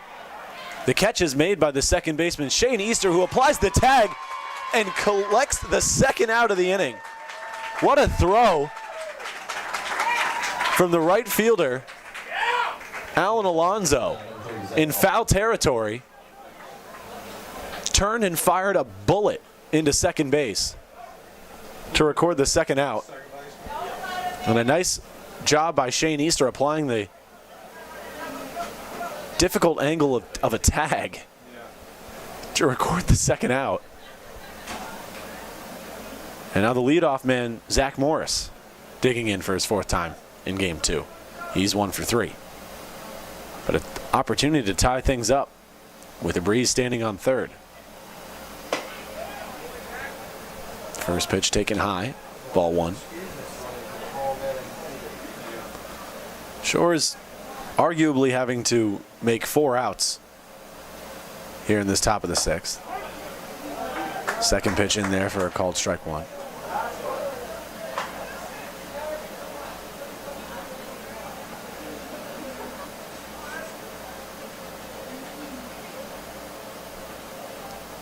The 1-1. Really great movement on that breaking pitch, but it falls just shy of the outside part of the black. Or outside black. Count moves to 2-1. 2-1 inside. Shores wanted that one, but a good decision by the man behind the plate. Count moves to 3 balls and 1 strike. The 3-1. Runs inside again, and he loses them. So now runners on the corners with 2 outs. And Austin Elledge digging in. Second baseman, St. Andrews, number 7, Austin. And this is where the Steamers want to put an end to this inning. Elledge with 2 hits today, but waiting on deck is Hunter Cole, who's also got a single tonight, and Alberto Osuna, who swings a sword.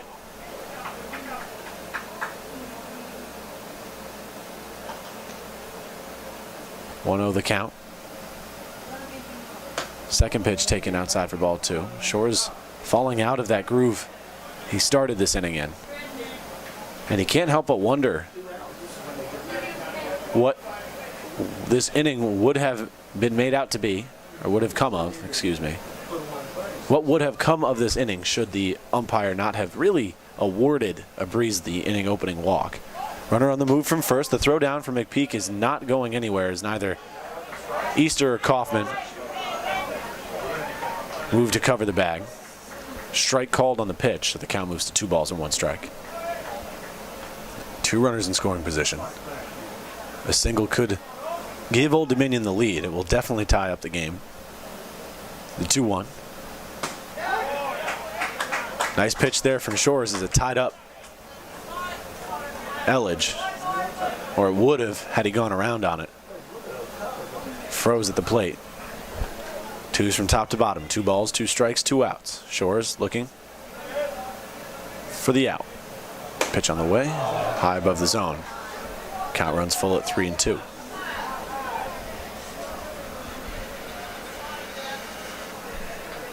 Big pitch coming up with Hunter Cole waiting on deck.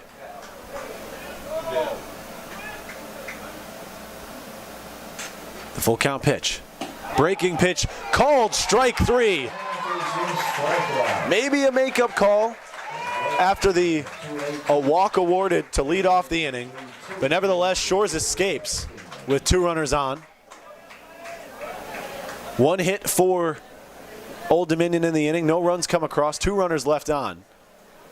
No errors on part of the Steamers in the inning. When we come back, it'll be Jackson Hipp leading off 5, 6, and 7 due up for the Edenton Steamers in the bottom of the 6th inning. They hold a 1-run lead, looking to add some insurance before the top of the 7th. My name's Patrick Foster. You're listening to Edenton Steamers baseball only on the Edenton Steamers YouTube network.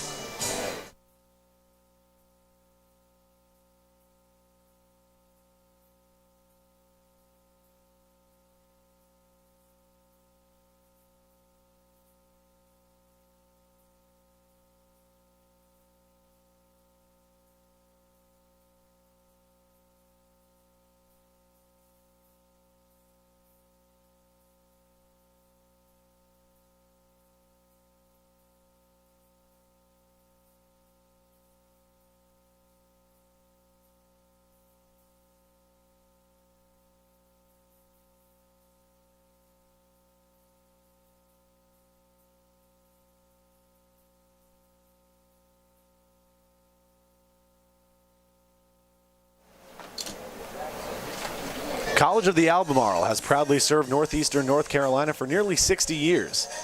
COA is North Carolina's first community college with 4 campuses across 7 counties. Excellent educational programs and a strong tradition in the Albemarle region. Their real passion is transformation of their students as they achieve their dreams and grow to better serve their communities. No matter your background, whatever your goals at COA, you'll transform your tomorrow. Visit their website at www.albemarle.edu. Jackson Hipp, the leadoff man in the inning. First pitch swinging against the man on the mound, Phil Forbes. They record the first out. Alberto Osuna recording the putout.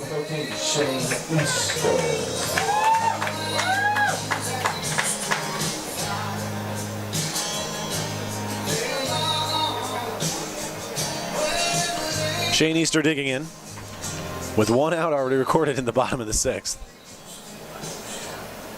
On just 1 pitch, Easter 0 for 1 today. He reached on an error in the 2nd.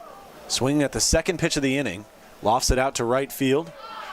Wojnarowski tracking it down on the warning track to put it away. Nice catch on the run towards the foul pole to record the 2nd out of the inning. 2 pitches, 2 outs. Case Kermode looking to at least extend the inning. Make Forbes throw a few more pitches.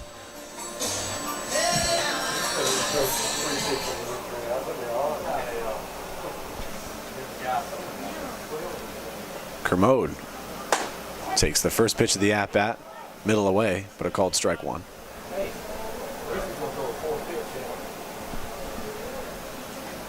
So finally, a pitch taken in the inning. Swings at the 0-1, falls behind 0-2.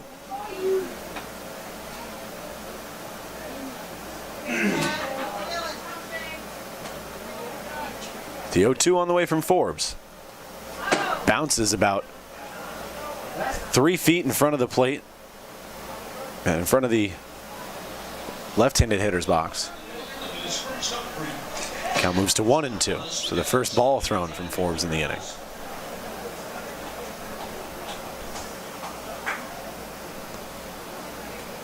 The 1-2. Swung on and missed. Forbes ends the bottom of the 6th inning as quickly as it took for him to warm up. 3-2 still our score. No hits, no runs.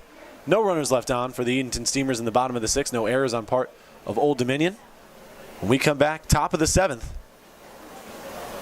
Hunter Cole due up with Alberto Osuna waiting on deck. And Zach Wojnarowski due up as the 3rd hitter in the inning. The heart of the order. With the Steamers holding on to just a 1-run lead. Ray Stokeham, who I got to interview in Game 1, will be looked upon to close this one out in the top of the 7th with a 1-run lead for his Clams. My name is Patrick Foster. You're listening to Edenton Steamers baseball only on the Edenton Steamers YouTube network.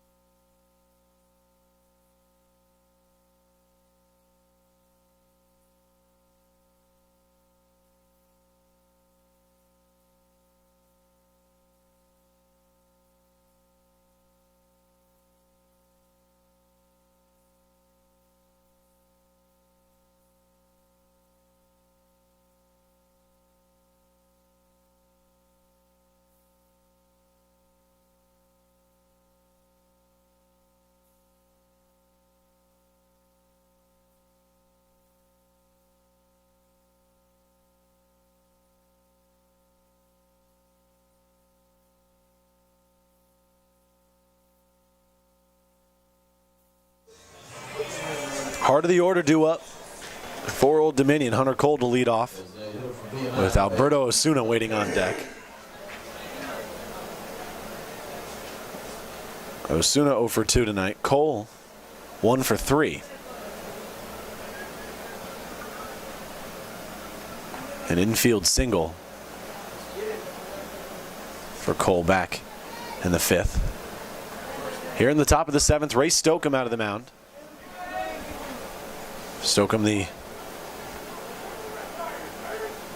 incoming 5th year, or rising 5th year, I should say, at Lenore-Ryan University.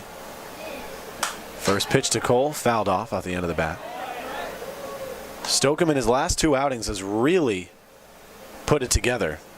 2 innings in those 2 outings, 6 strikeouts. And one of those appearances coming back against Old Dominion on the 5th.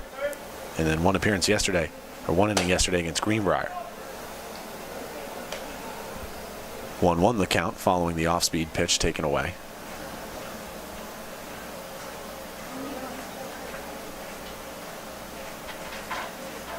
The 1-1.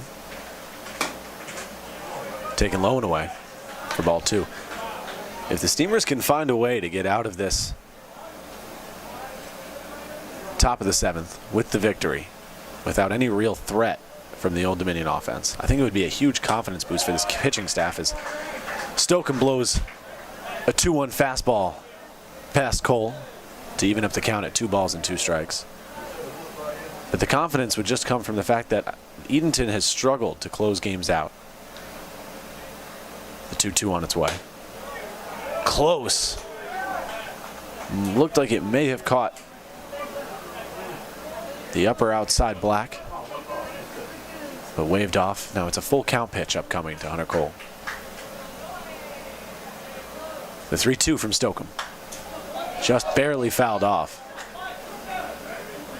Nice job by Cole. Tightening up his swing with the full count. So we'll do it again. 3 balls, 2 strikes. No one on. Stokeham looking for the first out here in the inning. Stokeham steps off.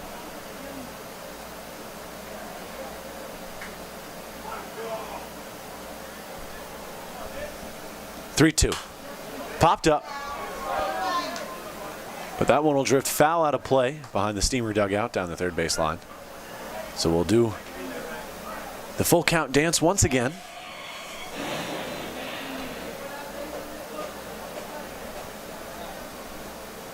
Stokeham looking for the first out here in the top of the 7th. Full count pitch on the way. Swing and a miss, but he foul tips it. I couldn't hear the tip, my apologies. McPeak couldn't hold on to the foul tip either, as it rolls out into fair territory. So the count remains at 3 balls and 2 strikes.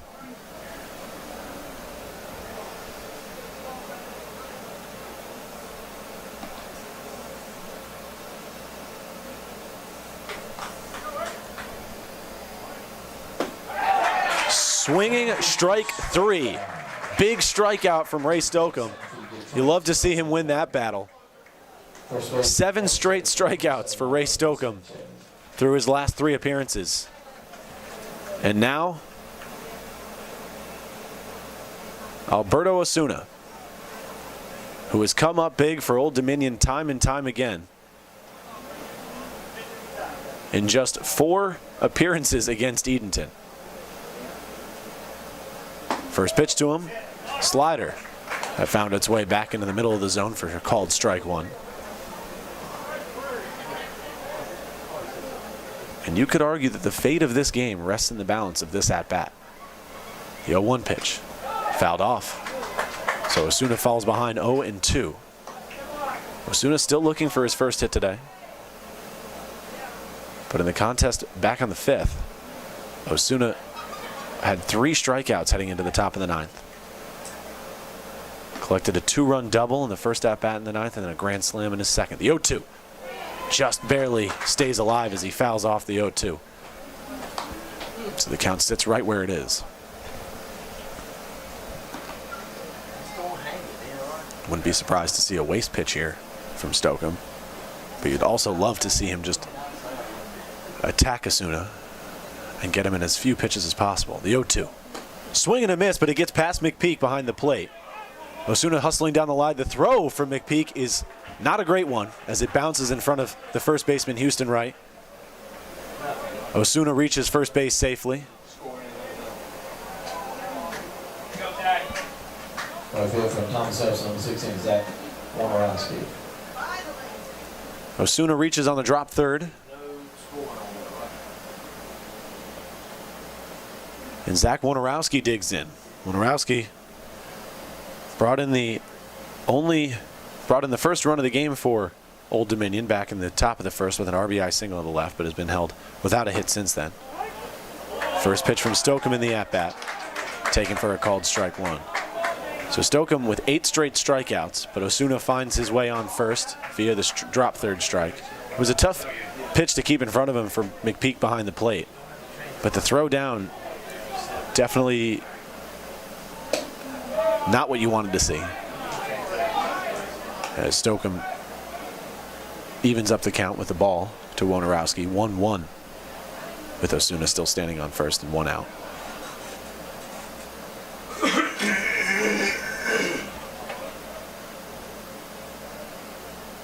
The 1-1. Low in the dirt for ball 2. The Steamers have won 3 straight, including game 1 of this doubleheader.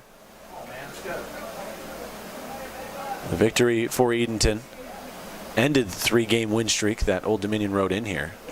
Steamers looking to pick up their 4th straight with a win here in game 2. They lead by 1 here in the top of the 7th.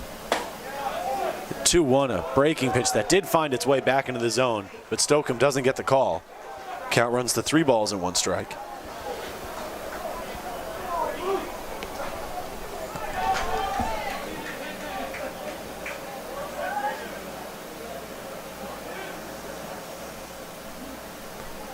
The 3-1. Outside for a ball. So Stokem walks his first batter in 9 batters faced. That ends his streak of 8 straight strikeouts. Head pitching coach Connor Daly talking things over with Stokem on the mound.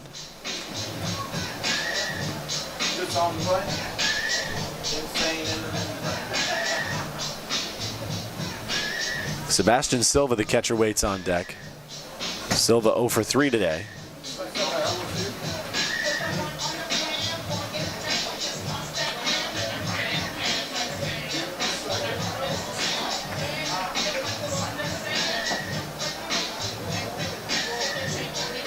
Home plate umpire making his way out to the mound to hurry things along here in the top of the 7th.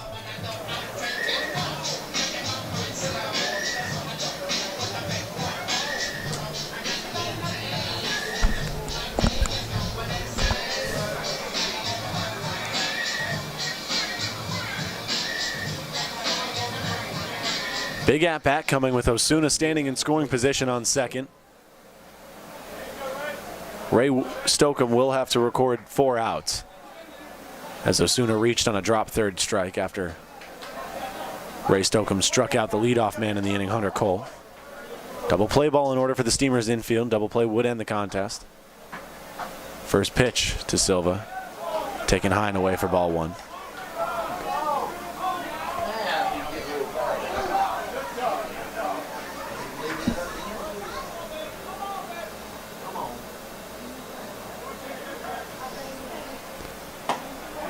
Second pitch to Silva in there for strike 1.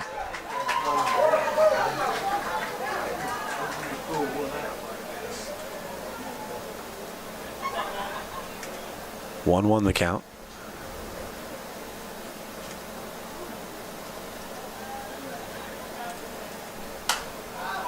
Swinging at the 1-1, fouling it off down the third baseline.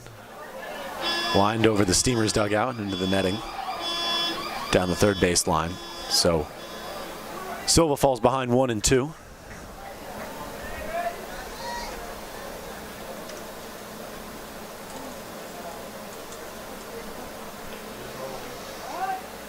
Time called. As Stokeham's in his windup. Surprised that the umpire behind home plate gave Silva the timeout as Stokeham's in his windup. I don't know how you make that call. 1-2 on its way from Stokem. Fouled off. And that's just me being objective. For any pitcher on the mound, the mental wavelength that you're on can be completely shattered when an umpire calls a late time like that one did there. Stokem looking to put Silva away. The 1-2 again. Swung on, and that one's lined over the third baseman. Copeland's heading into left field. All runners will be held at third, second, and first. So the bases are loaded for Ray Stokem and the Edenton Steamers. Sebastian Silva with an impressive at-bat. Fell behind 1-2. Fouled off a couple of pitches and then took a bloop single to left field. Cody Breeze, the third baseman, back up once again. Breeze 1 for 2 with a strikeout and a walk. A walk coming in his last plate appearance in the top of the 6th.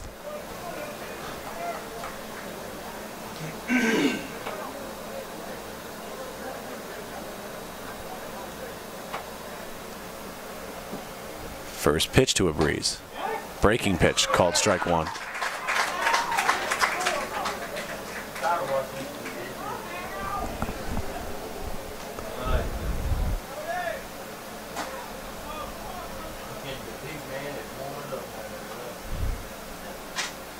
The 0-1.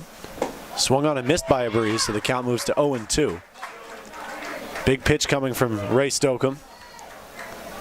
Double play ball is in order, but a strikeout would settle the nerves. But I think everyone here rooting for the Steamers and in the Steamers organization. The 0-2 on the way. Half-hearted swing, called strike 3.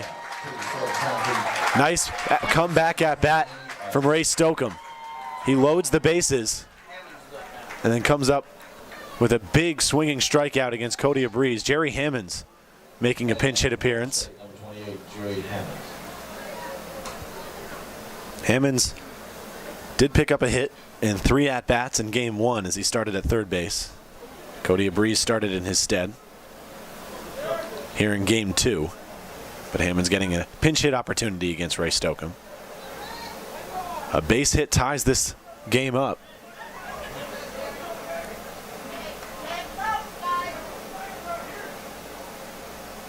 Steamers hold the lead 3-2 with 2 outs, bases loaded here in the top of the 7th.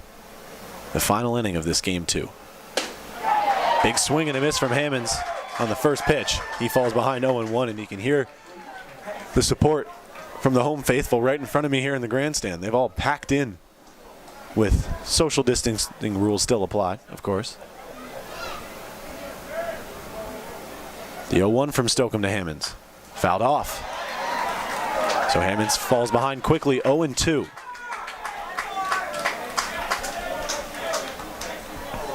Fans on the edge of their seat. Everyone up in the Steamers dugout. Everyone, actually not at most people up in the hitters dugout. No balls, 2 strikes, 2 outs. Bases loaded, the pitch from Stokem. Swing and a miss, strike 3. And Stokem's hyped up after that punch out. 3 outs, 3 strikeouts from Ray Stokem on the mound to close this one out. 3-2 the final score. The Steamers win both of tonight's games in the doubleheader against Old Dominion. And that was the ending you wanted to see if you're a Steamers fan, if you're a Steamers player. Pitching,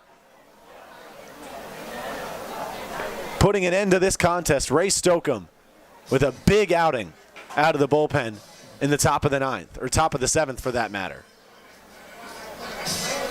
The Steamers score once in the bottom of the 3rd. They score 2 in the bottom of the 4th, and that's all they needed. 3 runs to 2. Old Dominion brought 1 in the top of the 1st and 1 in the top of the 5th. Old Dominion did out-hit the Steamers 8-2. But wild pitches, pass balls, leading to the victory.